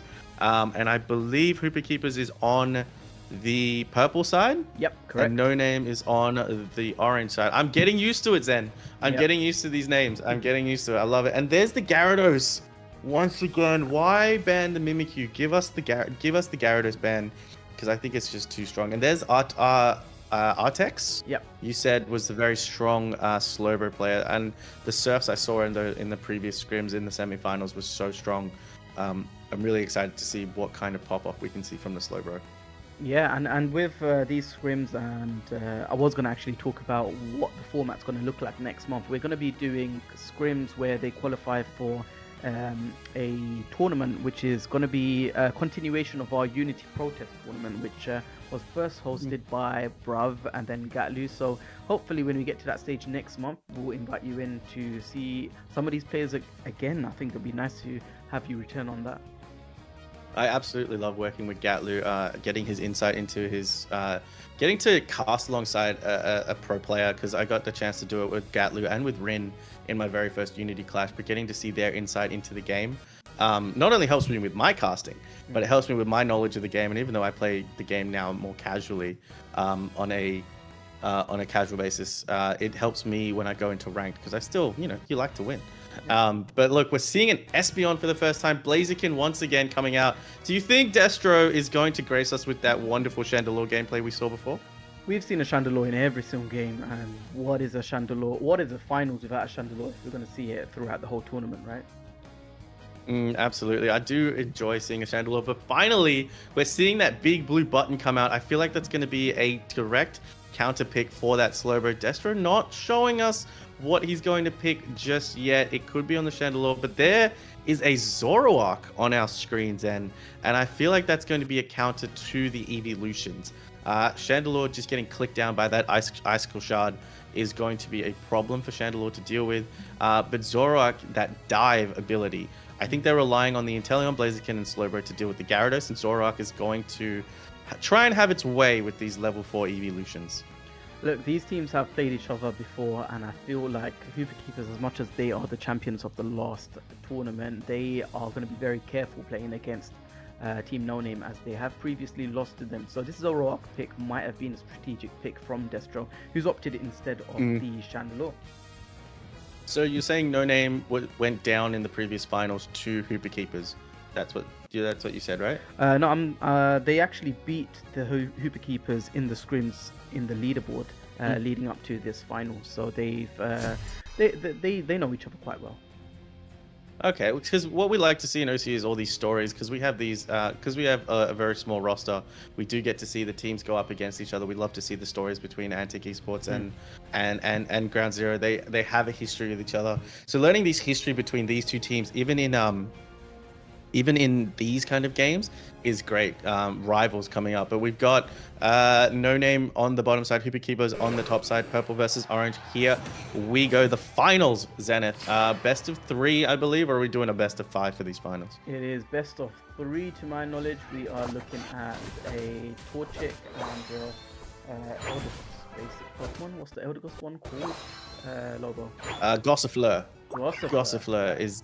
Gossifleur is that basic evolution. As it's going to take that red buff. Zoroark going into that central area. Funny enough, we're not seeing a split Eevee jungle, which is what I thought we would see, but Glaceon just going to be able to take all of that central area to get that Ice Shard online as quickly as possible. Torchic going in, getting out, trying to get a stack off, which it did, and managing to get out as well. Eldegoss taking that red buff, like I mentioned before. The slow on the that the red buff provides, along with Eldegoss's boosted auto attack in those early stages, so powerful. But we've got the Glaceon already heading inside that top lane. Zoroark is online in the top lane as well. We're going to get a 3v3 situation as Espeon comes online. Are we going to see a strat where the bot laner heads up to the top lane? I don't think we are. We're going to get a 3v3 situation. Hooper Keepers bringing out the Hooper once again. They held on tight to that Hooper. I want to see the Zoroark pop up. I want to see the Zoroark try and take down the Glaceon, because as strong as Pokemon Glaceon is, it does... Oh, it's playing the Icy Wind combination. It's going for the big burst damage, as it just has to get out. Glaceon's going to be taken out here. The fish trying to go after the Zoroark, but it's just night slashing its way. And the assist and the value of Gyarados is going to come online very shortly, Zen, as that Gyarados has 30 Eos energy that it has to score. So Hooper Keeper's really prioritizing that Gyarados in that top lane. And there it is. And there it is. Well, bounce. Gyarados is coming through. Does bounce in onto the Eldegoss. Eldegoss is going to try and get out here. The basic damage from Gyarados is so strong. Combuskin needs to get online. Torchic needs to get online, but it's going to go down once. No, it's not. It's going to heal. They're going to try and get their scores on. Hooper scoring 10. Gyarados unable to score. What is it doing? This Gyarados knows that it is just not going to be taken down on a pad as it gets reset by the Hooper in the central area. The Zoroark and the Inteleon just managing to get out. Slowbro trying to provide some damage, but again, 10 to 23. No Name kind of coming out strong on the scoring front, but the levels front, it looks like they're also coming out as well with a level 7 Zoroark. That Combuskin needs to get online, Zenith. Yep, it is taking that form. There's some very interesting strategic play. You mentioned earlier about the evolution jungle and then going 4 into one lane, which we've seen in other regions. But it looks like that's going to happen now. Crossel being left all the way by itself as we've got a 4v3 situation inside the top lane. Combuskin is going to get picked off by the Glaceon Gyarados combination, and this is going to be a crash onto the tier 1 as it is going to get broken here. But look at this. No Name is just going to do exactly the opposite, and they're going to crash that tier 1 bottom pad. It looks like both teams are going to go for separate objectives. Registeel, such a strong Reggie. That's exactly what No Name wanted to see, as Hooper Keepers are just going to try and secure this Regieleki topside. Even game, even split then. Yeah, it's not a surprise, especially with Team No Name. They actually did beat Macta Believers in the first round, who were the finalists against Hooper Keepers in the last tournament finals. So they are very much deserved finalists. Absolutely. I love seeing, again, the stories come through. Strong players going up against each other. You know, iron sharpens iron. So that's what we like to see, especially in Pokemon Unite and the competitive scene. Blaziken just going to rip that Registeel to pieces. This Gyarados is level 9, Glaceon level 9, but we've got 2 level 9s on the side of No Name. So the levels are quite even with only 7 points between them. And now inside the middle part of this game, teams are just going to be looking for farm. But look at how the teams are spread up, Zen. They're just spread up across that central thing in a straight line. It is very interesting, this positional gameplay, and it's the experience. You could tell it's the experience from both teams right now, and it's the practice that they've had against each other over the weeks coming to show. Yeah, absolutely. Absolutely. Rock Tomb not being able to zone out the cross of the stored power. Espeon is going in. Zoroark is just going to go onto the Espeon, and that is exactly what I wanted to see from the Zoroark coming in, taking down the threat that is that Espeon. That stored power is so strong, and Zoroark just eliminated it within just a matter of seconds and clicks. But Glaceon Icy Wind is a very interesting combination. Such big burst damage, I feel like, to deal with that Slowbro, but they need to stop this Gyarados from getting online. It's online, but they need to stop it from snowballing here. Yeah, we have the Blaziken now. Let's see if it can compete a little bit better than it did as a Combuskin, as the next objectives are lining itself up. we have a level 10 Blaziken. It is out leveling that Gyarados, but we haven't seen a big team fight pop off yet. We haven't seen a 1v1 team fight. Crossel just X-scissoring that bush, trying to get as much as it can. Slowbro surfing its way in, getting healed by the Gyarados. Slowbro is not scared at all. This man knows the limits of this Pokemon. The stored power is just going to fire up, and there it goes. Surfing in through, taking away that Espeon passive where the Zoroark can just Night Slash its way through, and there it goes. Here we go.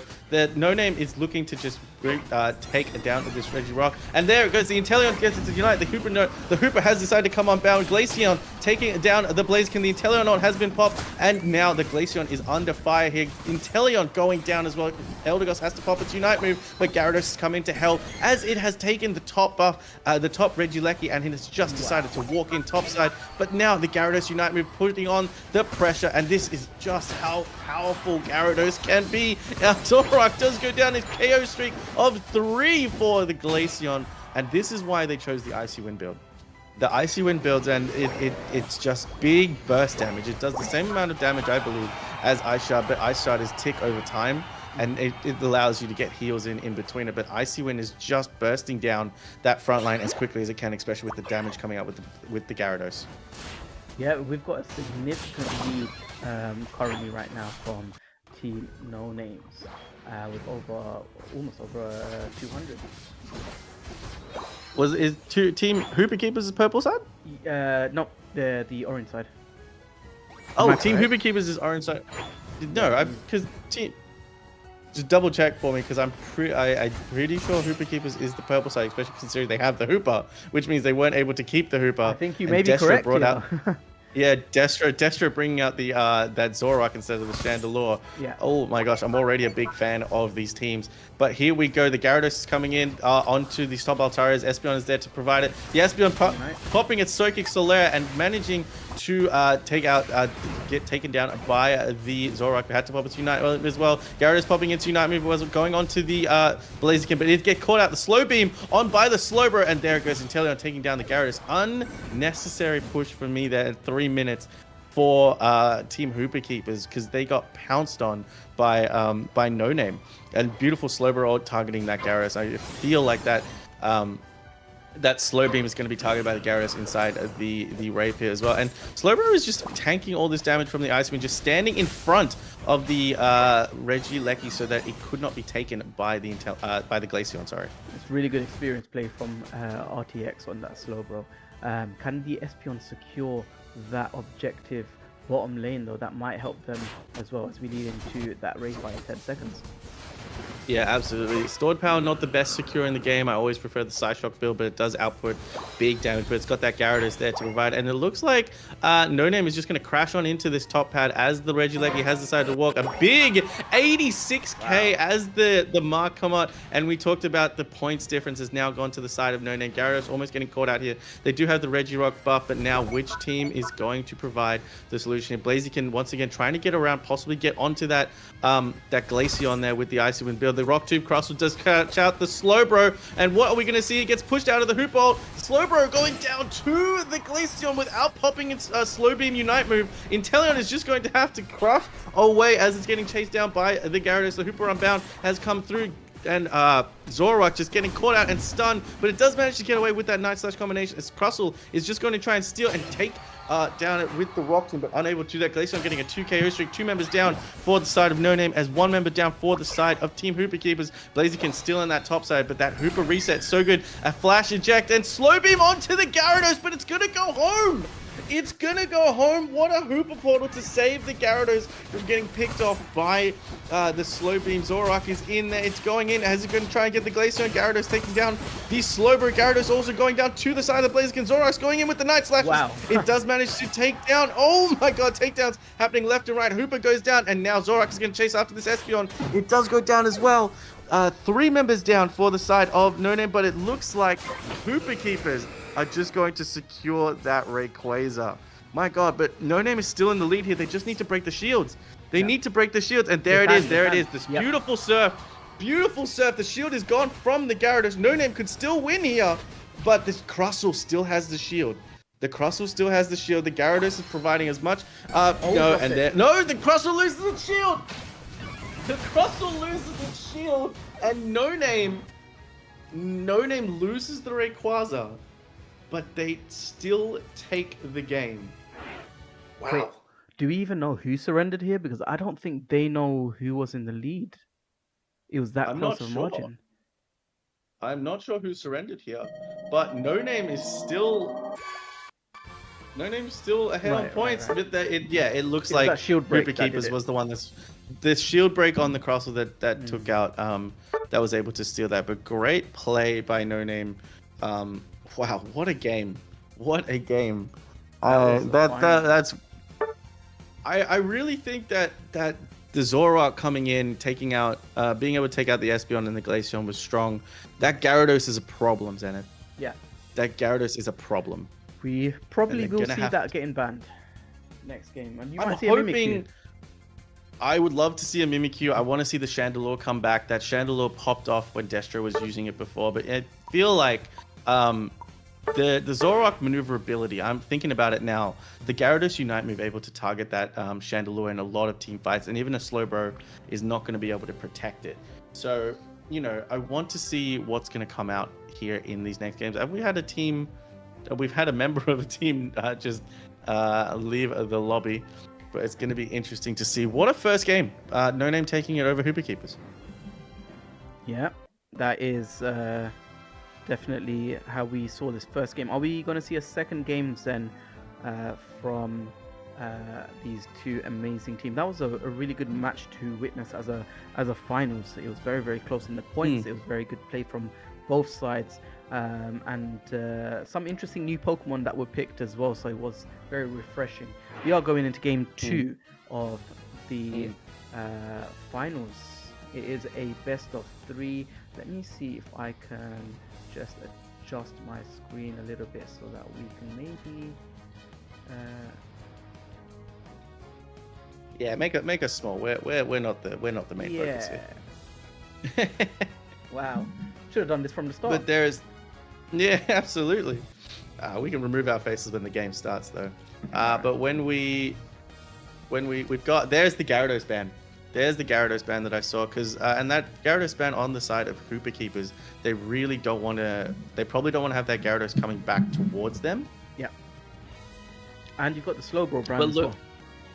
But that's interesting to me, because Artex is actually banning the Slowbro himself, considering how strong it was for him before. So we probably will see the Snorlax come out?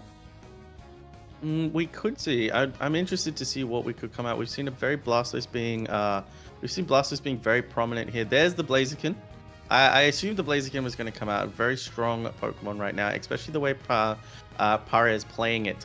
But what are we going to see on the side of Real Abdullah and Riaz coming through here? Leafeon not getting to be showcased this time around, which is interesting to me.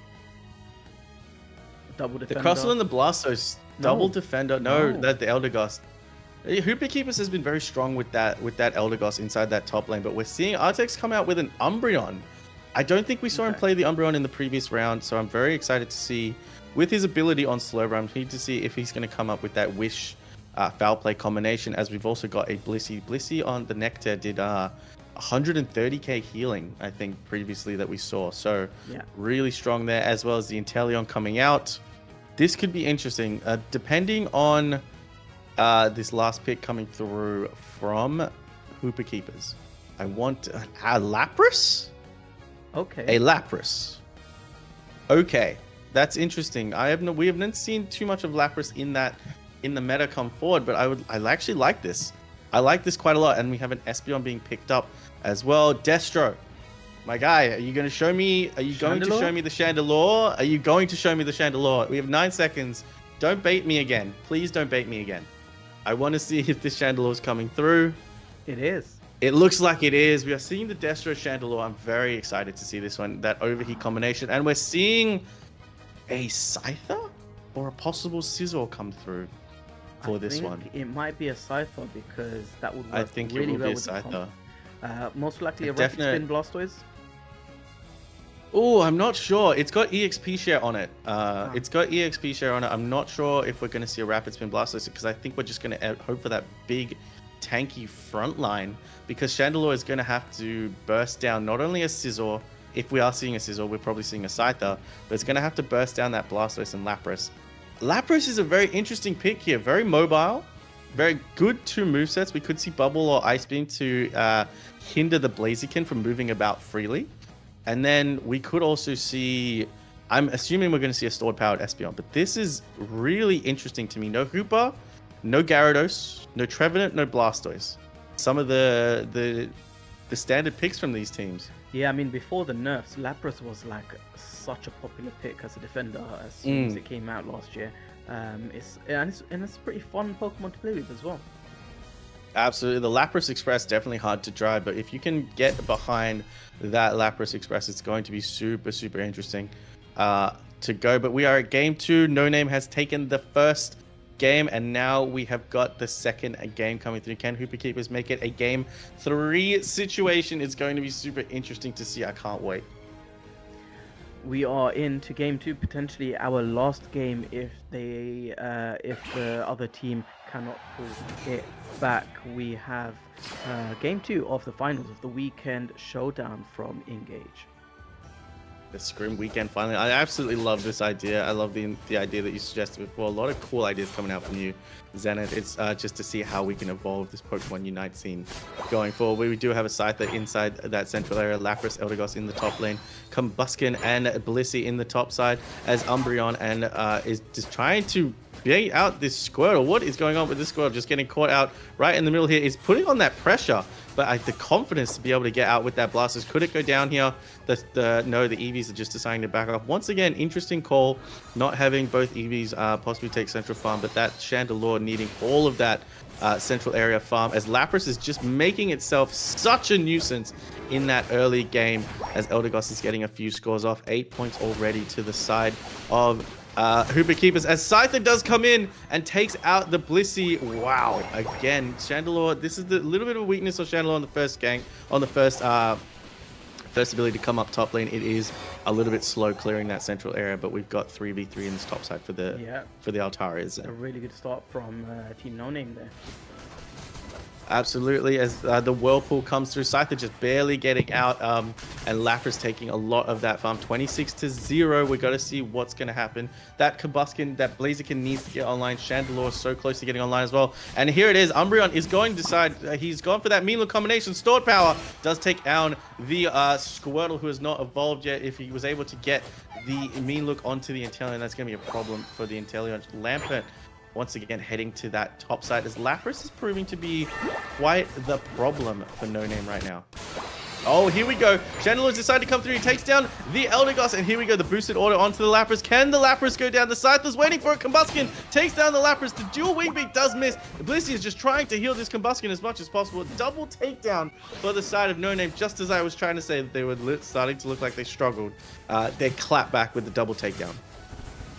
Yep, Espeon piling on a lot of damage right now on that Squirtle, which is soon to be a Word Turtle, but not just yet. It looks like in bottom lane they have been winning on their side, although the scoring hasn't been going down for the two Eevees. And there goes the Inteleon is online. There it does get caught out. It gets caught out with the mean look. The stored power hitting it onto the Squirtle, unable to capitalize on that one.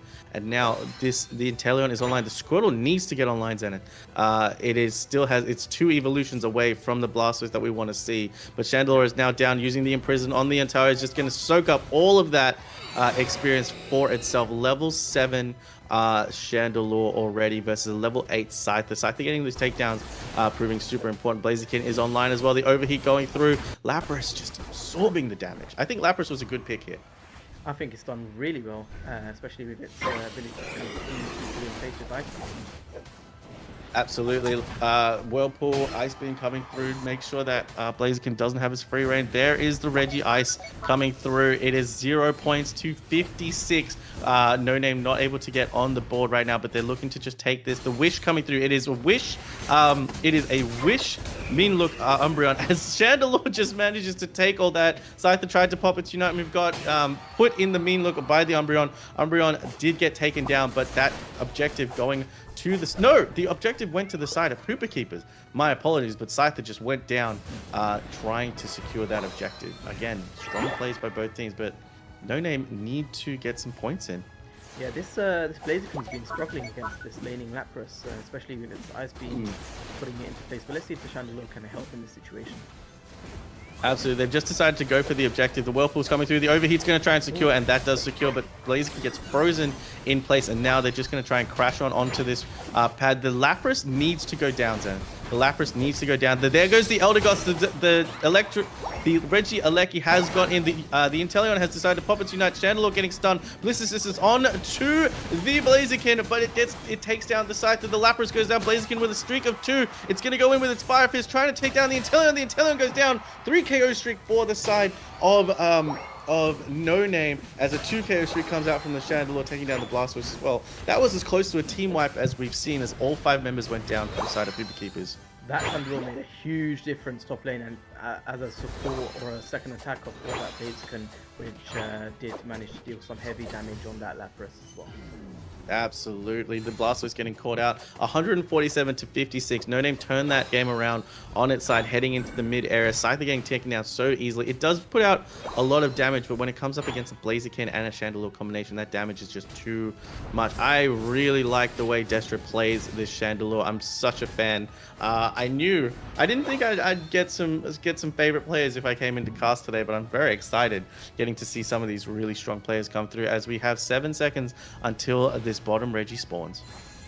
Yeah, we have got a confirmation that it was no Name that won that first match, so they are in the lead right now, and if they take this match as well, they would be crowned champions of this version as well. Absolutely. Psychic Solaire going on there. Chandelure Unite going through. Chandelure does secure it with its Unite. The Lapras Express got popped, but it got caught in the middle of the Scyther has decided to go on with its blue-green drive, and there it goes. Inteleon popping its Unite, trying to get away, but the Fists of Fury coming through from the Blaziken. Overheat taking down the Blaziken and the Inteleon, as Stored Power also doing a KO streak of 3, and Chandelure taking down the Lapras. Blastoise is the only one left. It decides to pop its Hydro Typhoon just to stall for a little bit of time for its teammates to come back, but the damage output from No Name is just too strong, and that is a 36 over cap for that one. And wow, great play by No Name. They started off slow, but now they have really hit their groove. Yeah, this Blastoise and this Elder Gods is still level 9. They are going to be out-leveled against this Golden team right now, who are currently on a Chandelure on level 14 as well. That Blastoise just hitting that level 10. It's a little bit behind. We thought it would be a Surf build, but that Scyther's level 12. But we got 2 level 12s and a level 13 on the side of No Name, as they're just going to rip this Regieleki down, as Umbreon is going to try and keep this base safe by itself. Scyther managing to steal that berry, as now they're getting some scores in coming from the side of Hooper Keepers, and they take that. Umbreon unable to do too much there against the power of Inteleon and Scyther. The mechanics of Blaziken is just amazing. I think it's such a great addition to this game itself, and the kind of gameplay that it can provide with dragging the farm to one side, and also heavy damage from that overheat is amazing to watch as we approach the 3-minute mark and the last objective, bottom lane, before this Ray fight. Absolutely. There's a reason why Blaziken is given a expert level 2 objective, being able to reposition yourself for the overheat damage, as well as the Fire Fist, as well as the Focus Blast, the ult switching between 2 movesets. So essentially, you're needing to know how to play 4 moves to really get the best out of Blaziken. 5 seconds you've got until the next objective spawns. 30 seconds till Ray. It looks like No Name is not really going to go for this objective, but it is a Reggie steal, Zen. That's not really what you want to see at the final stage. Oh, and there's the Inteleon secure. The mean look getting pulled out. It looks like they're going to go for the fight right down here. Scyther is pushing in on to the Umbreon, but they're pushing them into the Blaziken going through. It does get caught out. There goes the mean look onto the Blastoise. The Midnight Prance onto the Umbreon. The Hydro Typhoon coming out. Inteleon has popped its Unite move as well, just booing those massive crit damage. Scyther popping its Unite move as well, as Blissey does go down. Chandelure still alive. Restored Power Espeon is just doing anything it can to stay alive, and Scyther is just going to try and rip this Rayquaza down. Wow, they tried to ambush him. They tried to ambush them, and could we get a steal here? No, the Lapras managing to take it. It's a 100-point game. Can they break the shields and get the scores? Otherwise, we're going into ourselves a Game 3 situation. This was very intense, and it looks like they just need to score. Yep, they have taken the lead at this point. There's still 1 minute 30 on the clock. Let's see if Blaziken can score. It does, so they have retaken that lead, and they've lost that lead once again. They've lost the lead once again as 100 goes in for the Lapras. The Lapras is going to get taken down, but there's still only 100 points in this. Less than 100 points, actually. Not, I was once again mistaken as, no, Lapras managing to score another 100 points. So it's a 200-point game between these two with 1 minute left to go. Eldegoss still has shield. Scyther still has his shield as well. I think this is going to be GG's for No Name because they're just going to have to try and push this base as much as they can to try and score Intel, protecting it up top lane. But the No Name do have the damage output to be able to survive. They're just waiting for the Blaziken to come back in. I think the Blaziken is going to join his team in the top side, but Intel had that Eldegoss has shield. Umbreon going through. Umbreon's going to go in, and there we go. The Intel popping into Unite move. The fight is popping off here, but all the while the fight is happening down bottom. Another 100 points has gone in from the Scyther, and another 48 has gone in for the side of Lapras. I think that is going to be a victory to Hooper Keepers. No matter how this fight goes, it's still going on, and the only person left alive is the Chandelure, and there is the surrender. Game 3 situation for the finals, Zenith. I feel like these teams know when they are beat, so they usually surrender quite early on. And in this case here, it looks like they thought that they had a chance, and they didn't surrender straight away like they did in the last match. But we are into Game 3 of the finals between No Name and Hooper Keepers. Absolutely, you want to see them try for that push whenever they can, especially. But once you know that the push isn't successful, it's okay to surrender there. I know we have the rules that you're not allowed to surrender in professional games, but sometimes you just want to get on with it and get to the next match. That's what scrims are all about, right? You don't want to be sitting there for a minute to keep playing once you know you're already beaten. But Destro coming out with a 78k on the Chandelure, not super effective this time. I think the game changer for Hooper Keepers was the Lapras. Such a strong thing to deal with. But again, the Scyther got completely shut out of that game with the 28k damage, unable to do too much against that front line of Umbreon and Espeon, just unable to go through. Yeah, I feel like it just came down to that Ray fight. Team No Name found themselves pushed back into their jungle, and that Cypher actually just started ripping up the objective, and yeah, that was what led to them being able to dunk both Hundo Burgers that kept them in this tie. Yeah, absolutely. It's going to be super interesting to see what these teams are going through, and we're already going into the Game 3. No breaks, no nothing. These players just want to get this game done. And there's the Umbreon pick coming up for the side of Hooper Keepers, who are on the purple side now. Trevenant coming out onto the ban being brought out on the side of No Name. Yeah, it looks like again we're going with these tanky bans, so let's see how this plays out with the picks right now. RTX won't be able to pick a Slowbro, nor will he be able to pick a Umbreon. Are we going to see a Snorlax? Absolutely. Now there's only an option to ban the Gyarados or the Leafeon, but there is the Leafeon ban, which means we are going to be seeing a Gyarados. I feel like Real Abdul is going to pick that Gyarados up first pick. Yeah, there it is. There it is. That's going to be a problem for No Name to deal with. And there's no Hoop and there's no Slowbro Slow Beam to stop that Gyarados this time around.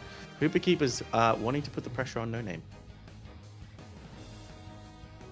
Yeah, let's see if we are going to see any Hoopers in this game as well. The Crosswalk is going to be made way, and I feel like we've got consistency with this Eldegoss being played out. The Eldegoss is super strong. I feel like the Eldegoss is going to be the second pick that's going to be picked up for the side of Hooper Keepers because it's such a good lane partner for a Gyarados. But Crustle, Blissey being picked, there's no way we're seeing a Decidueye. There it is, the Blaziken. Yeah. The Blaziken coming out for the side of Hooper Keepers, so which means No Name's not going to be able to use that. But what is Real Abdul going to pick? And that's exactly what I predicted. The Gyarados and Eldegoss combination in that top lane is so strong. Yeah, it'll be interesting because we've got two very dangerous all-rounders on one side in this final match of the finals. Yeah, absolutely. Game 3 situation. Two strong all-rounders in the Blaziken. Destro opting to pick last, switching with Paria, who's going to go on to the Lucario. The Inteleon is going to be there. That Lucario pick is very interesting. Whatever range damage that Hooper Keepers decide to bring out, it's going to have to deal with that Lucario, which could be E-Speed or Close Combat, which is also super strong. I feel like that's also there to deal with the Gyarados. And there's the Mime. The Mime going to counter that Lucario, stopping him from getting out. And we are seeing a Decidueye for the first time. I love it. I'm very keen to see a Decidueye in this match. Oh, wow. No, oh, we're seeing a Mimikyu. No, yeah. no, don't do this to me. Don't do this to me. Destro. I've loved every mon that you've played so far. Please, my guy, give me the Shadow Claw build that I want to see. If that Shadow Claw build, if that Shadow Claw is coming out, we could see that Decidueye in a lot of trouble. It looks like they're kind of just possibly avoiding any engages with the Gyarados. They're looking to just get behind, take down the Blaziken, take down the Decidueye. You do not want to fight that Gyarados one-on-one. You want to fight it 1v3 at least, especially when that Eldegoss is not there. Do you think we're seeing play rough? I'm gonna go with what you want to see, and I feel like we are gonna see a Shadow Claw. I think it would probably be a little more beneficial. Although early game, it might be good to have a little bit of play rough to stop some of these all-rounders from leveling up. Absolutely. Again, so this is the final game of our Scrims tournament. I forgot the name of the Scrims tournament. It's just the Scrims tournament, just is it? Pro Scrims. Pro Scrims. Such a great idea. These Pro Scrims by INGAGE. The ideas just keep coming from you, Zenith. So I'm keen to see what more you've got in store. But here we go. Game 3. Whoever wins this is going to take this weekend's competition, and they are going to be crowned the champions. We've got Combusken, Eldegoss, Decidueye, Gyarados, and Mr. Mime. We've got Lucario, Mimikyu, Inteleon, Crostle, and Blissey. And here we go. Mimikyu is going to go into that central area. As we're seeing a central area Blaziken come out, which is also super interesting. I thought we would see a central area Decidueye, but it's just able to secure that. Inteleon able to secure that middle farm, and Cross was just going to put the pressure on. Here we go. The walls coming out. Just beautiful flash there. But again, getting just machine gunned down by the Decidueye boosted autos is a big damage threat for No Name. Yeah, this is going to be very interesting to watch with the Gyarados. It's always interesting to see how the Gyarados plays out before, or how the Magikarp really plays out before the Gyarados. Combusken is going to join them top lane, but they did hold on quite well as a Gossifleur and a Magikarp top lane.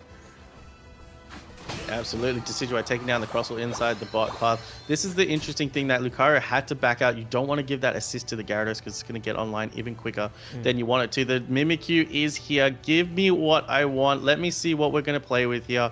And here it is. No, it's a play rough. It is a play rough Mimikyu. Again, I'm not sure that is the best decision here because, yes, it isolates a Pokemon, but the damage output, if you're not getting those resets, is not good enough.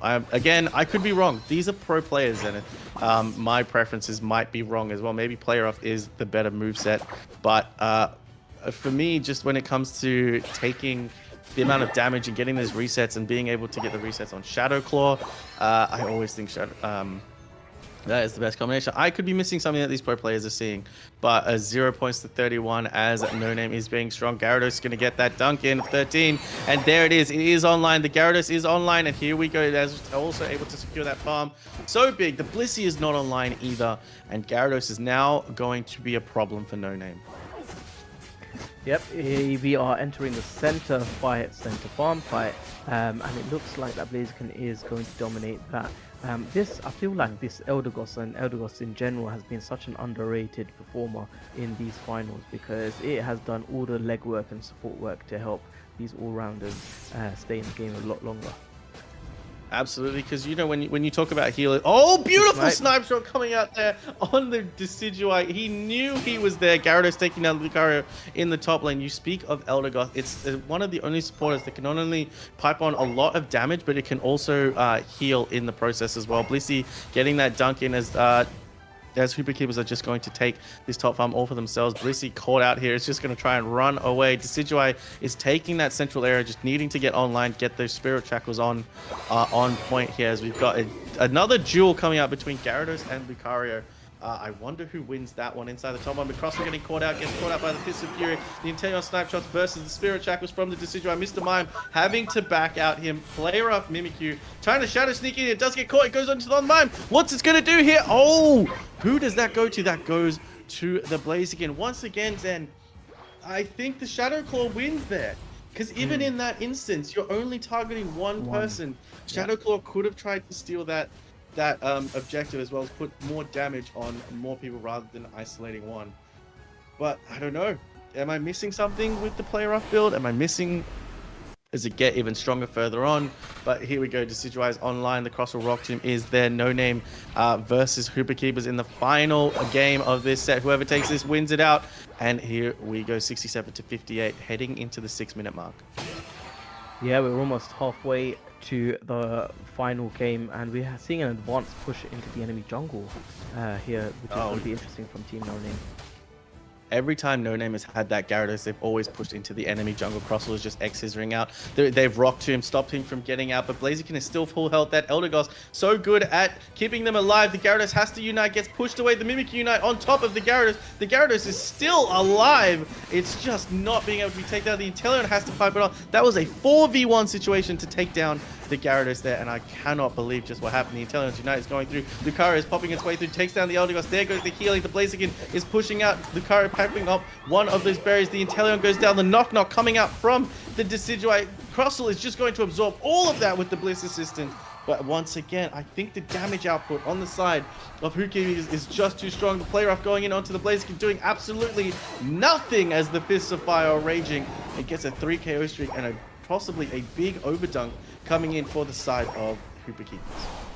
Yep, I think they're just working out the maths right now, as Blaziken attempted to score and then decided not to in the end. Absolutely, Lucario firing off that Aura Cannon, trying to defend as well as they can. I just think that the damage output is there for Hooper Keepers. As Crossal's getting taken down here, Lucario trying to retreat, gets caught out once again. Overheat pushing them forward. Lucario just has to get out with that Bone Rush combination. The Inteleon versus the Decidueye. I feel like the Decidueye is getting the better of the victories here with that Spirit Shackle. It's looking for the secure overheat. Spirit Shackle going that, but all the while, Zenith, that Gyarados has just shredded down that top Regieleki. Has the Regieleki gone in? Nope. No, I think the Lucario has stopped it. Just about, yeah. So once again, guys, we are seeing another team fight pop off here. Elder Goss with its Unite, and Blaziken again looking for that overheat damage, but it is going to miss on this occasion. Gyarados is popping off here though. Can they do this match now? The Knock Knock coming in from the Decidueye. The Knock Knock coming from the Decidueye managed to take down the Cross, and there is the big 50 overcap on the boss side. Lucario trying to get a top lane can they make dunk it? As well. But Gyarados looking to get that 40 in. He's going to bounce in, and he does manage to get that 40 in. But the Decidueye is already there, and he's left it on 2. Are they just going to break this? Yes, they are, because that now opens the home base for another Regieleki push. The Decidueye. Beautiful Spirit Shackle sniping out the Mimikyu, and it looks like Hooper Keepers are in complete control of this game. The damage output is just too strong. I don't think No Name is going to be able to deal with this. Yep, and it is once again almost like a 200-point lead, but we can't underestimate how these teams score last minute with the right objective. But we are 3 minutes in, and it looks like a dominating performance from Hooper Keepers currently. Absolutely. Level 13, Blaziken level 13, Gyarados no level 13s on the side of No Name just yet. Lucario, it's very surprising to me that a central area Mimikyu is still only at level 11. Level 13, Decidueye almost at level 12, but 14 seconds to go, Zenith, this top Regieleki. If Hooper Keepers are able to secure this. Inteleon popping its Unite move early, trying to catch out. They took the fight early. The Spirit Shackle's going through, the X-Scissors coming through. Crossal has to eject out. The Inteleon snipe shots are going. Either if No Name are just able to stall this one out, they are going to try and make sure that they don't get this for the Rayquaza. The Shadow Sneak has popped off on to the Decidueye, but he's decided not to go in just yet, as Blaziken has decided to start it. Inteleon's going to try and secure. Gyarados has gone in, that the X's are stopping, and there's the Bliss Assistance on top of the Inteleon. The Gyarados is don't pop it. The Gyarados is just trying to provide as much distraction as we can. 10 seconds to go. Gyarados popping its Unite move on top of the Crossal, providing even more distraction. Mimikyu has decided to fall on top of the Elder Goss, but gets snipe shot down. The Mime Unite's coming out here. Aura Cannon coming out. Gyarados going out. Lucario going down. And there is a 2 KO streak for the Decidueye. The Knock Knock coming out and onto the Crossal. They were not able to secure that Rayquaza, but 2 members going down for No Name, and Gyarados going down for the side of Hooper Keepers. Wow, it looks like a team fight before the main team fight already, and they don't even need the Ray right now. And I think they're just baiting it out to see what the other team can do, because they do need, No Name does need this Ray to stay with a chance of winning this tournament. Unfortunately, No Name are going to struggle here with the amount of damage they can output, but Crossel going down to the Flaming Fist of the Blaziken. Inteleon is there. They're just going to try and rip the raid. No Unite moves on either team, but Blaziken does have its Unite move. The Spirit Shackle is going to try and find out exactly where anybody is. Gyarados is back in. It's bounced towards the squishy targets. Lucario just going to E-speed its way through. Gyarados decided to pop its Unite move once again, and there we go. The Gyarados is just having to siege everybody out as Mimikyu has no chance of getting in, and Crossel has come back, and it looks like this is a strong, dominant performance from the side of Hooper Keepers. They don't need this Rayquaza, but they're keeping No Name out of the raid pit with 50 seconds left to go, Zen.